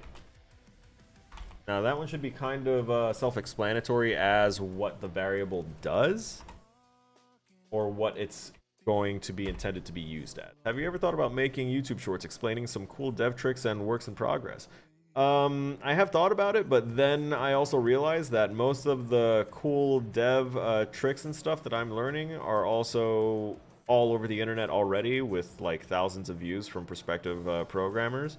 And my works in progress are typically things that I don't want shown to the general public, because I don't really trust people to not steal the core of my ideas, ruin them, and then try and monetize it heavily. I'm taking the risk here because I need to do my schoolwork, and I decided to use a personal project for it instead of coming up with something brand new that would have taken me more time and thinking and trying to come up with concepts. And also, I can't shake this idea out of my head and how I want to do it. So I'd rather work on it and not be distracted by it.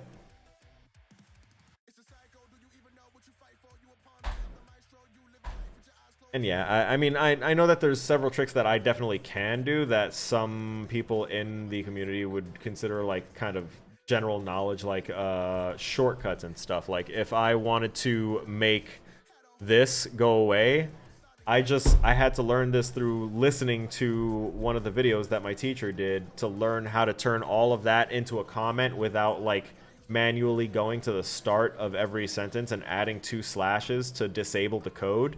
You can hit Control K C.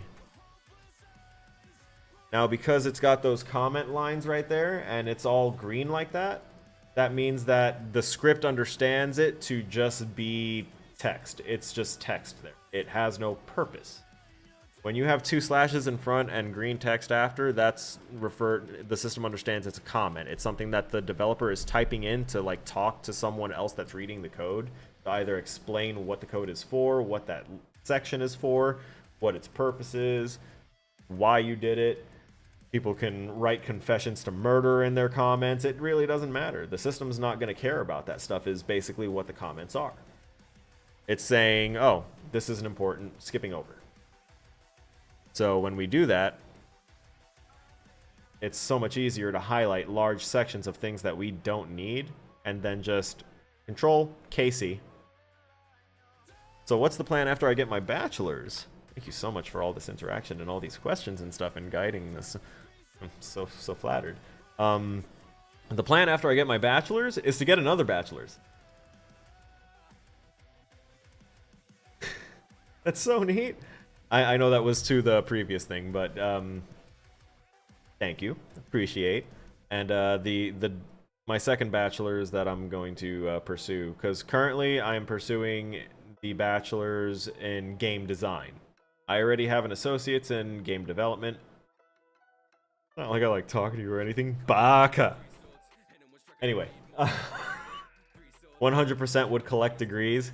I mean, so some people have been like, "Oh, you're just going to be you're trying to be like perpetually in the school system, or you're milking your benefits." And first off, I'm definitely trying to milk my benefits because I think I've broken myself enough to earn it, and I'm trying to be as educated as I can so I can bring a better experience to what is currently a very divisive industry, because it's gone extremely, like financially heavy. And what I'm trying to say by that is they're giving us less and they're giving us broken things in cheaper quality and charging us more. The prices of games have gone up, and what they are giving us in the actual entertainment quality has gone down. Because even though for games that we buy, they're still attaching other things to them, like subscription costs and, you know, battle passes, and they're like locking content behind more money and more money. Like, it's overwhelming. And then for cosmetics, these cosmetics are digital content. And I promise you, they probably already paid the people that like actually made the artwork for it. They probably already paid them. Like they're like, "Hey, I need you to make this. Make it exactly like this." They did the whole process. They went ahead and got their stuff. And then what do they do? They go ahead and monetize it heavily. They paid this person like $300 to go ahead and do their thing, and then they're going to go ahead and sell each and every single individual skin for 20 to 40 bucks. They've made their money back on their first 10 customers for the most part. That's wild. Because then you have to think about all the other thousands of people spending that money for those cosmetics. It's wild to me. I don't see how anyone could need this much money. I don't know why these corporations, and like, it's not like they're doing anything to benefit the rest of the human race with all of this money. There's no reason why there should be billionaires. There's no reason that that individual person that has farmed up billions of dollars is never going to like live forever and use it over like an extended period of time. They're going to die. Their lives are finite, and then all of that money that could have gone to helping people survive, people that could be the future doctors and the future people that run the country in a much better way, are just out there dying in poverty. And I'm saying all of this with a smile because I'm really fighting the urge to scream this into my mic and punch my screen while I talk about it, because it's affecting everyone that's important to me. And the only reason that it's not affecting me is because I broke myself for the country, and they're basically like, they have to pay attention to me and they have to help me now at this point. But what they should be doing is they should have been helping the entirety of, you know, our countrymen. That way we're not all in dire straits. There's no reason I should be able to look outside and guarantee that there are at least 3 homeless people outside directly if I look down. That's horrible.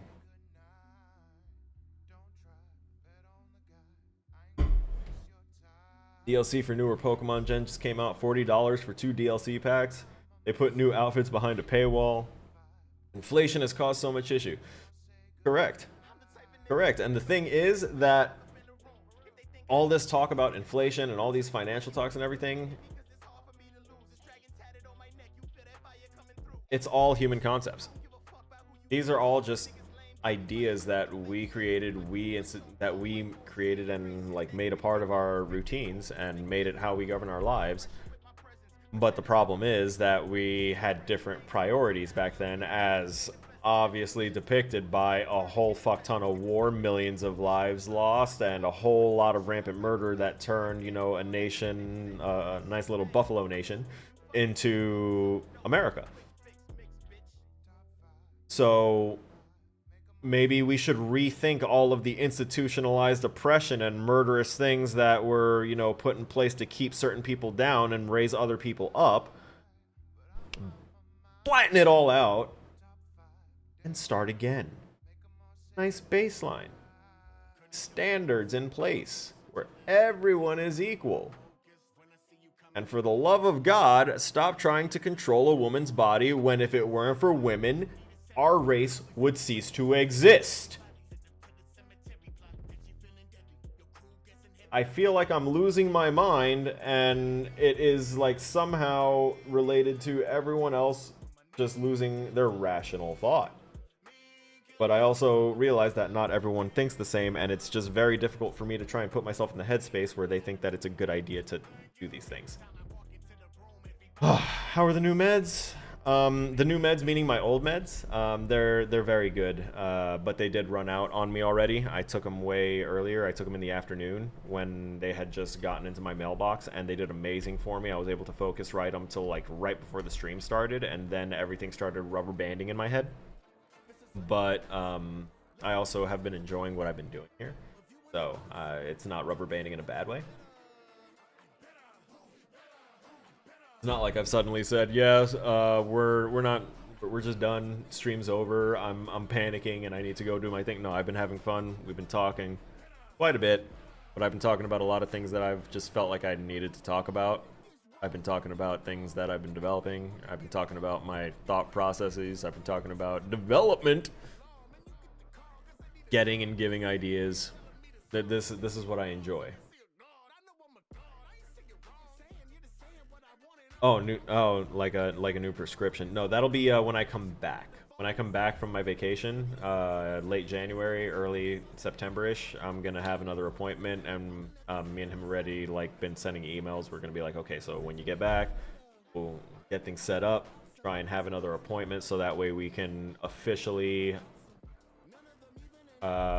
push what am I trying to say? 5-ants. We're trying to get 5-ants to be my alternate medication, if I can try it and see if it's good for me. And basically trying to make a woke game.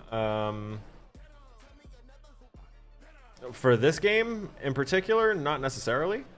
I could attach, some moral agenda to it, but when it comes to quote-unquote woke, I just personally believe that morality should take precedence over politics. I think that we as a human race are dreadfully, horribly impacted by this constant, honestly, caveman-like power struggle, because that's what war is, and that's what these battles of attrition are. It's this thing that's provided by nature is mine. You can't have it. Okay, but I think it's mine, so I'm gonna take it.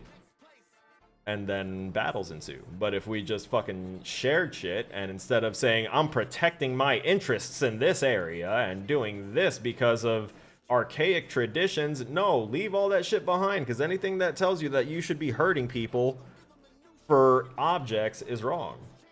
Objectively speaking. In my opinion, that is my moral code. If something is telling you to hurt other people, and there is no justification for hurting them, which the only other justification I can think of besides self-defense is starvation.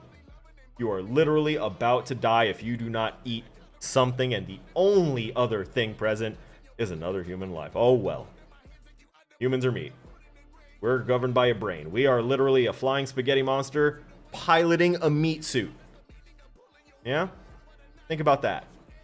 You want woke? I will give you woke. I will make you think about things that your brain will not handle. How's this for one? All right? Whatever you're doing at your work, is anyone going to care that you went ahead and stressed out about it 50 years from now after you're dead? Is anyone going to remember that you stayed late that day? I can tell you who'll remember. People that are close to you in your life. Because they're going to remember that you weren't there to hang out with them, talk with them, whatever the case was.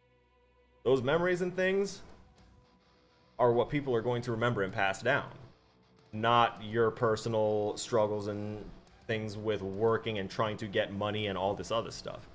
Those all relegated to a footnote in history, right? You don't know the specific names of so many people that have like passed before us.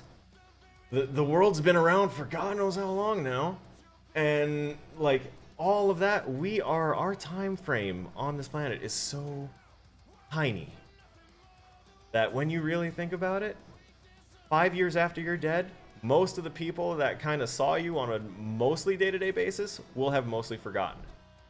Because their day-to-day lives will have taken over and you will have been pushed to the back of their minds. 10 years later, you're probably only going to be remembered by your family. And then 20 years later, there's going to be so many family members that like either don't remember because of mental degradation or the fact that just so much time has passed that they have lived far long enough to replace the memory of you. So what are you doing with your time that is really worth it for you? Where's your personal satisfaction? Eats mac and cheese and watches Sergeant. They spend so much on food. It's been so hard. We're just not. That again. This is part of the reason why I'm so mad, because like it should not be so difficult to obtain things that are provided by nature for free. Yes, we build shelter, but shelter is built out of materials provided by nature. We need food. Food is provided from the ground. Water falls from the fucking sky, and we are forbidden by law to collect it? What the fuck is that? That's called controlling people and controlling literally free resources for the sake of a concept of value. This is what I call perceived power. This is why I constantly talk about perceived power. Your name has 200 years to live in this lifetime at the max in terms of being a normie, right? Right? Exactly. So the thing with perceived power is that people perceive that someone else has more power than them, so they suddenly subjugate themselves to them. And it's crazy. Just because someone has more money than me, that doesn't make them better than me in any way. Not in my opinion. Do they know more than me? If I stand up to them, are they going to do something to me to stop me from standing up to them? Or are they going to turn to someone that they're paying and say, hey, you, take care of this problem? What if their money means nothing to that person? When the purge happens, I'm going to commit the ultimate naughty deed and collect rainwater. How fucking dare you? Aquaman's coming for your ass, all right? That water has to be paid for, all right? Fucking Christ, freeloaders. Love you. I love all of you so much. Huge factor as to why I don't want to work, rather unmotivated. Yeah. So that's something that I also want to point out to a lot of people, is that one of the root causes of depression and one of the things that really sets an anxiety and really hammers a person down and makes them not want to be is putting in work and effort and doing all of that and not seeing a result from it. When you don't see a result for putting in so much effort and time, for putting so much of yourself and getting nothing in return, that is what is taking people down. That is what is giving people really fucked up values of self-worth, because they can't see the fruits of their effort because it's constantly being relegated to being less than what it is, or they are not being properly compensated with enough to validate the amount of time put into this. So if a person is committing almost all of their time, like most of their waking hours are spent working, you go home to sleep for the most part, because most entertainment, if you want to go ahead and socialize, will happen outside of the home, or it's going to happen online nowadays. So you're socializing, you go to sleep, the rest of the time is working, so you can afford to do those other things. What?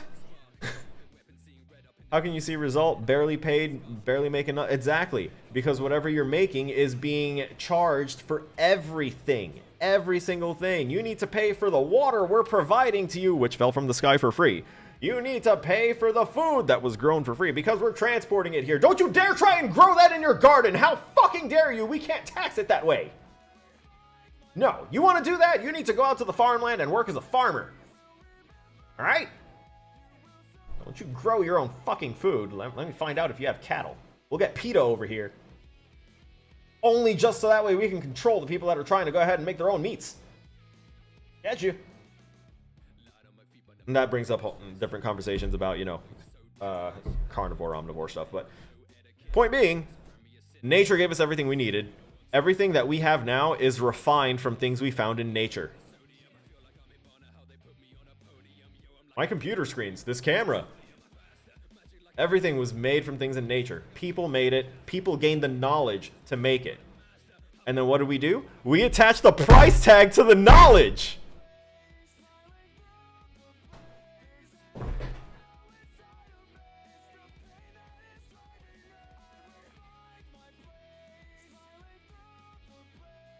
In a future edit, someone just put my soul leaving my body after the crack, please. Thank you. I don't want to live on this planet anymore when shit like that is the common norm and people don't see a problem with it. And the thing is, when people do see a problem with it, a lot of times people will go ahead and say, oh, it just is what it is. That is what it is. How often have you heard that just be how it be?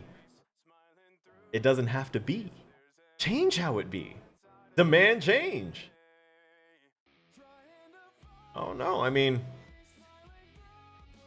the thing. Insert Ed leaving this planet. Yes, exactly. When we could barter a bottle cap and a shiny rock for a house. Shit, penguins still do it. Alright? And again, this is another thing that all these things are just natural baser instincts that we have trumped up to big levels. Warfare and territorial disputes are just, I pissed on this first, it's my territory. No, it's not, but we brought it to a massive scale where we're sacrificing millions of lives for it, and then we're going ahead and also, you know, charging and doing all the duplicitous other stuff. But it's just advanced warfare. It's all the warfare is advanced territory disputes. It's all, I'm the big dog, I'm the alpha. Everyone's desensitized. One of the few people who actually listens to... Another thing about the desensitization is the internet. Because most people have disconnected the fact that there's a person on the other side that they're talking to. Because when you're playing video games with a person, you're seeing the character that was created, and you're talking to them, like typing to them and all this other stuff. A whole new language was born from it. Whole new terminologies, entire new ecosystems and stuff, all made based around gaming environment and all that other stuff, and all this like internet community. Great, all of this interconnectivity, we can be connected with everybody. But now we don't see them as people anymore. We see them as just usernames. We see them as numbers. We see them as NPCs in our lives, because we're not making an actual connection with people. We're just having passive interactions with them as people that are also enjoying an entertainment product or a forum or a space. The real connection is being lost, and as such we're caring less and less about people and their problems because we're just seeing them blasted across the internet all the time. Like, oh, that's just another person complaining. Just want to dress cute and eat cheese. Is that so hard to ask for? Yeah, like, sorry for that for that gif again.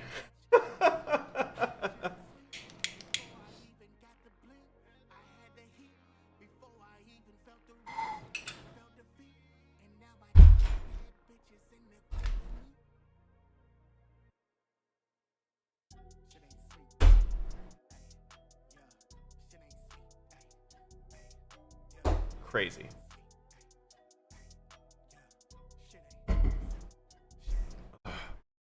Preach, daddy. That's right, I said daddy. Daddy. Fat snaps. EPS. Why? Because he said shit ain't sweet. And quite true to form, shit is indeed not sweet.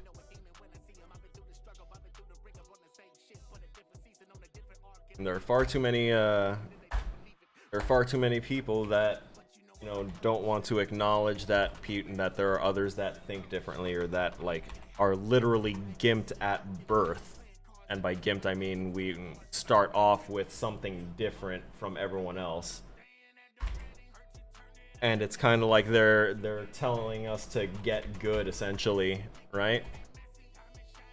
But at the same exact time, they don't realize that they're playing the game on normal mode, and we are playing the game on like very hard difficulty, and we had no choice in the matter. right?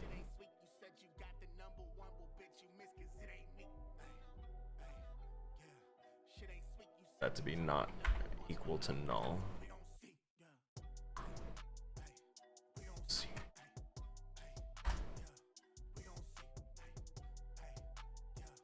Yeah, I mean, DPS's tagline was "Daddy chill."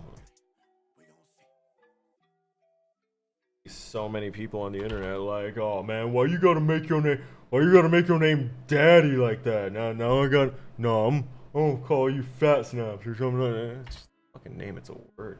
Oh Jesus, so goddamn insecure. Go up to that man, shake his hand, and call him Daddy in person.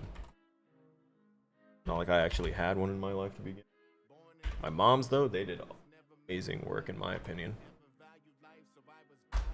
And now we go and type enemy dot not capital agent dot destination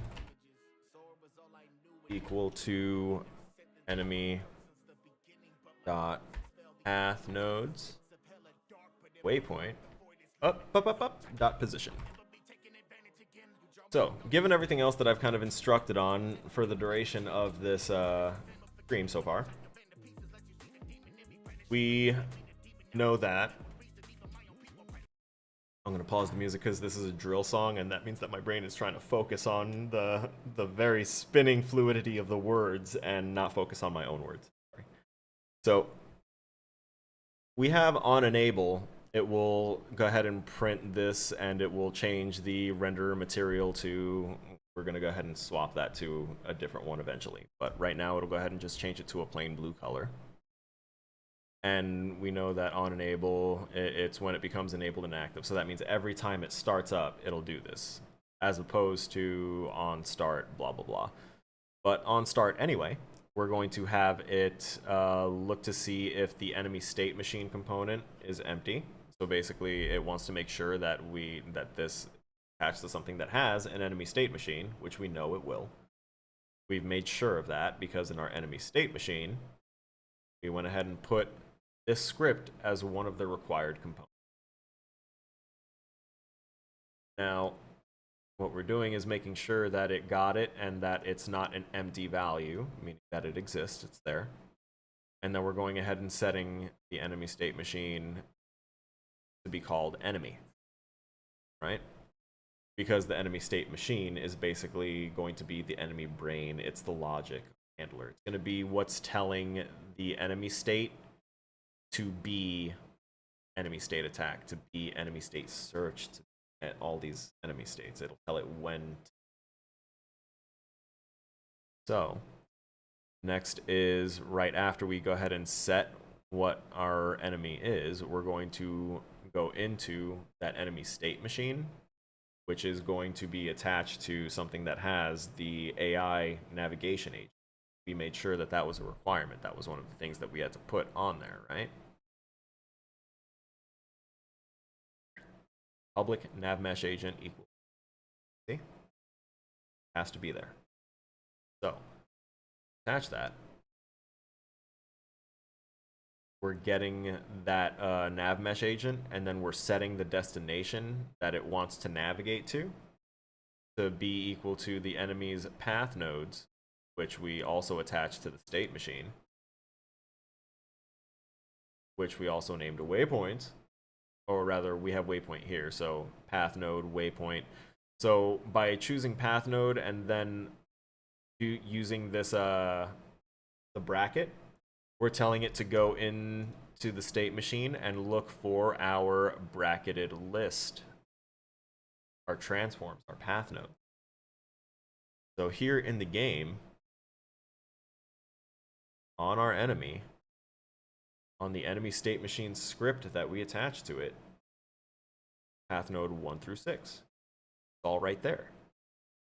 And the code will understand that as a public list transform path nodes, and it will understand them as path nodes 1 through 6, or path node list parentheses 1, whichever one you put in there. So this is telling it to make the enemy.path nodes pick waypoint number. Bam.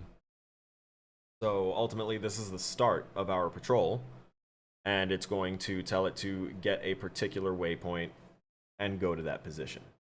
And it's going to navigate through the area. It's going to avoid things that will, obstruct its navigation. And it is going to find the shortest point from, point A to point B all the way until it gets to Z and has to go back to A.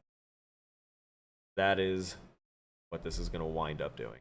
And what will probably be shown on Sunday, because we're going to have to keep on this. Obviously, we have basically gotten to the end of our timing here. Well, within 10 minutes of our timing. I can probably do it. Let's see.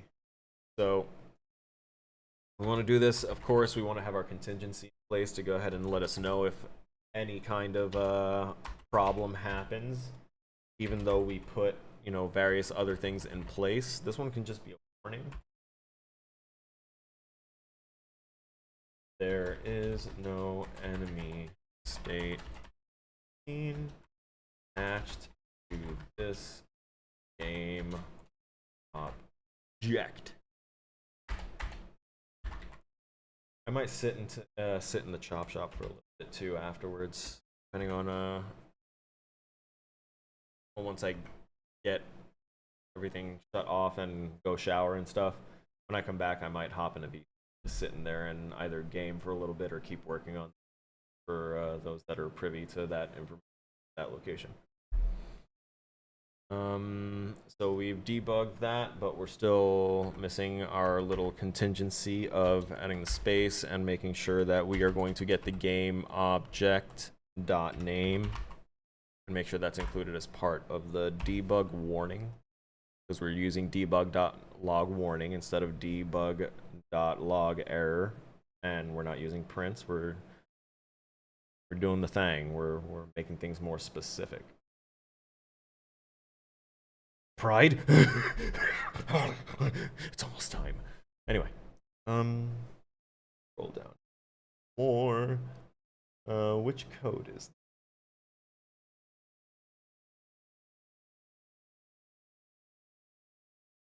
path node? Oh, this game object supposed to be. Oh, okay. So this is what goes into our update. Ooh. This is a meaty code.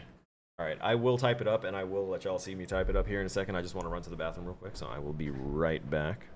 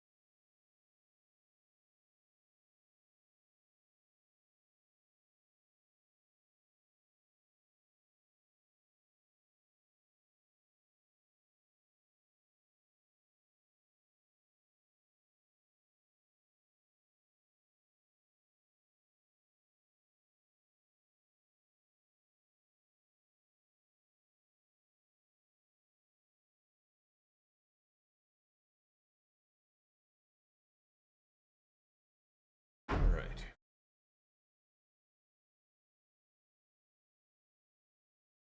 Live screen button.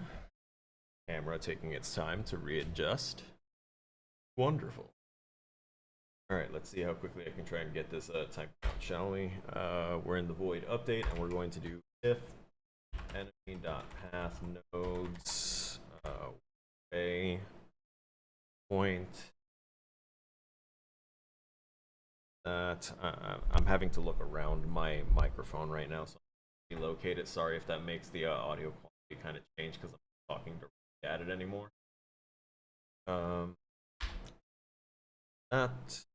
But it did go ahead and give me. I can go ahead and open that up.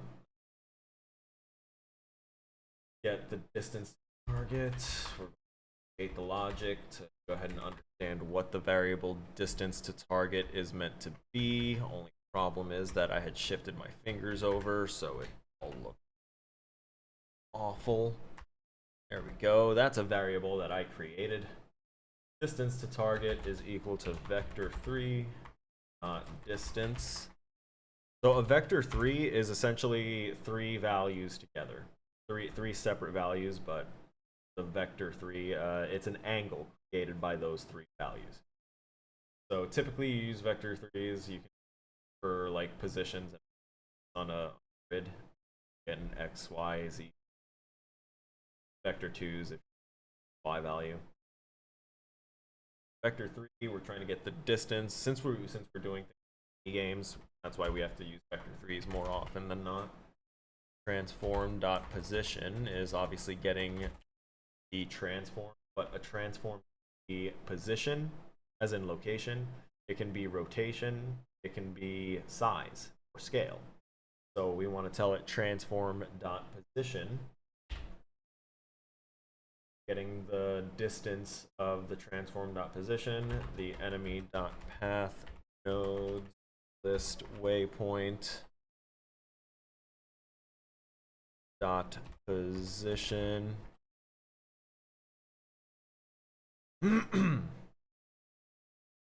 Basically, distance to target is equal to a comparison of 2 values.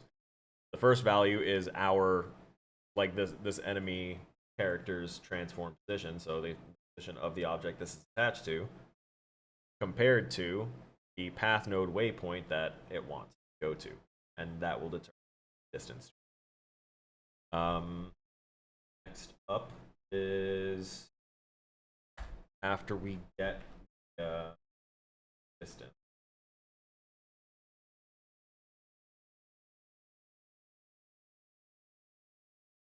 To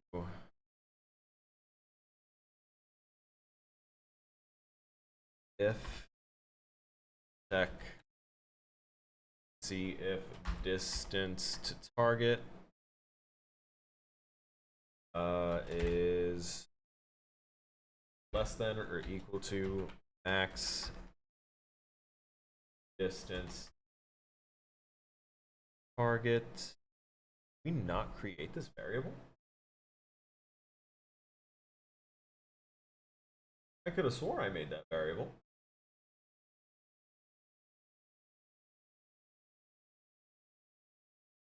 I stopped short of making that. I see. So we're going to private float max distance to target equal. Oh, I really set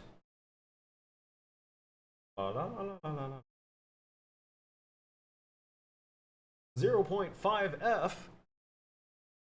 A 0.5 float value? Really? That's wildly insane. Obviously, it's something that we're going to set later. Now I can scroll back down, get to the main logic here, which is all sorts of fun. Alright, so now that we have defined that variable again, if distance to the target is less than or equal to the max distance to target, then we are going to proceed with next set of checks, is if enemy dot path nodes waypoint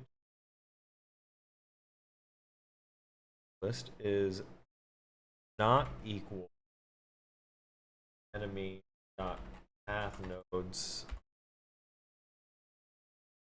dot path node dot count -1. It knows what I wanted. So I will go ahead and toss a couple of. And I don't care if I go over the midnight are at. I'm gonna be writing this section of code before I close it out. Thank you. Appreciate the on-time call. I always appreciate, you know, good punctuality. Thank you, admin. Say if we are not at of the path / list. I could have finished it out before the end time, but that would have required me doing it without explaining anything, and that just kind of doesn't feel good to me. So I'm gonna go ahead and include these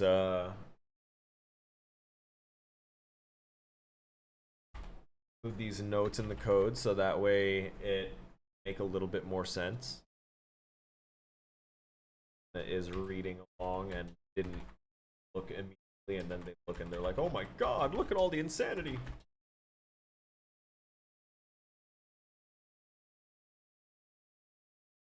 Essentially,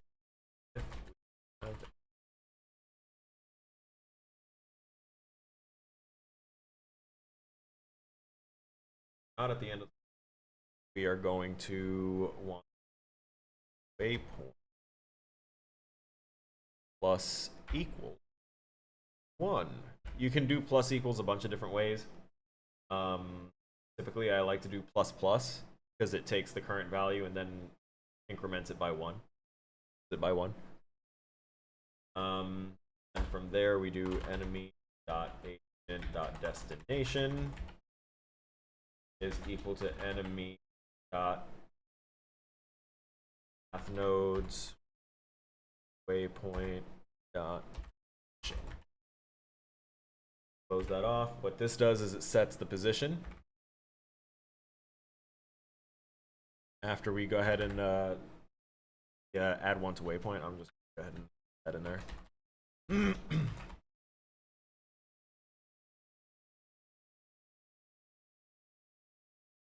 I'm adding extra work because I understand that waypoints here is literally just an ID value number to signify which path, no matter what path node's named. I will end up getting confused trying to like reference code and stuff if it's not done in.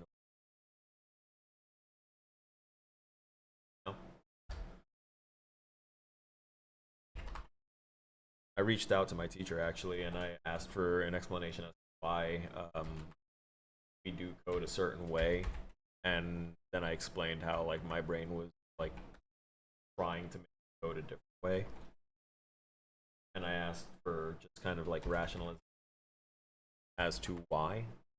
Like, he was able to provide that, and because of that, I can actually look at code a bit differently now. And I'm looking at it, I can be like, this might be a little too long. How can I chop this up, make it into different scripts? How can I make the modular more lightweight? But that's enough of my talking for today. We are almost 5 minutes over our time, but that concludes this part of the patrol code. It's good that you reach out and inquire. Looks good on you. So for this, when we do anything in void update, it's running this code at our frame rate. So if you're running at 60 frames per second, that's your update rate. Congratulations. And so on update, constantly we're going to be looking for path nodes to travel to, basically seeing if we have that list at all. And then it's going to create the distance to the target, which the target is going to be the waypoint path node we're looking for. Path node, whichever waypoint ID. And we're going to get our distance from us or from our enemy to that target waypoint. And then if the distance to that target is less than or equal to that max distance to the target, meaning like it's as close as we need it to be for it to consider itself, congratulations, you hit the waypoint, move on. As soon as it gets close to that or surpasses that, Then it goes ahead and moves on to if the path nodes are not at the end of the list, then we're going to go ahead and add one to the waypoint. And we're going to go ahead and have our enemy agent destination set that new waypoint position, which will update our distance to target, which will update everything else at the same speed of this void update. Its name that way. Cool, right? And if not, then it's going to say else debug log path node is null, meaning that our path isn't defined. We don't have path nodes.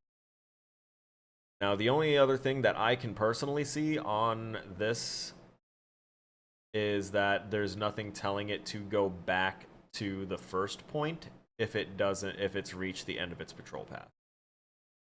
So that will be something that I'll probably have that coded before Sunday, but just saying that that's something that we would have been looking at. And that's all you guys need to see of the screen. I want to go ahead and give thanks to everyone that participated today. That is including but not limited to, obviously, the Blitch, which thank you for being here so much, Stacey. I appreciate you so much. Tell Kels I said hi.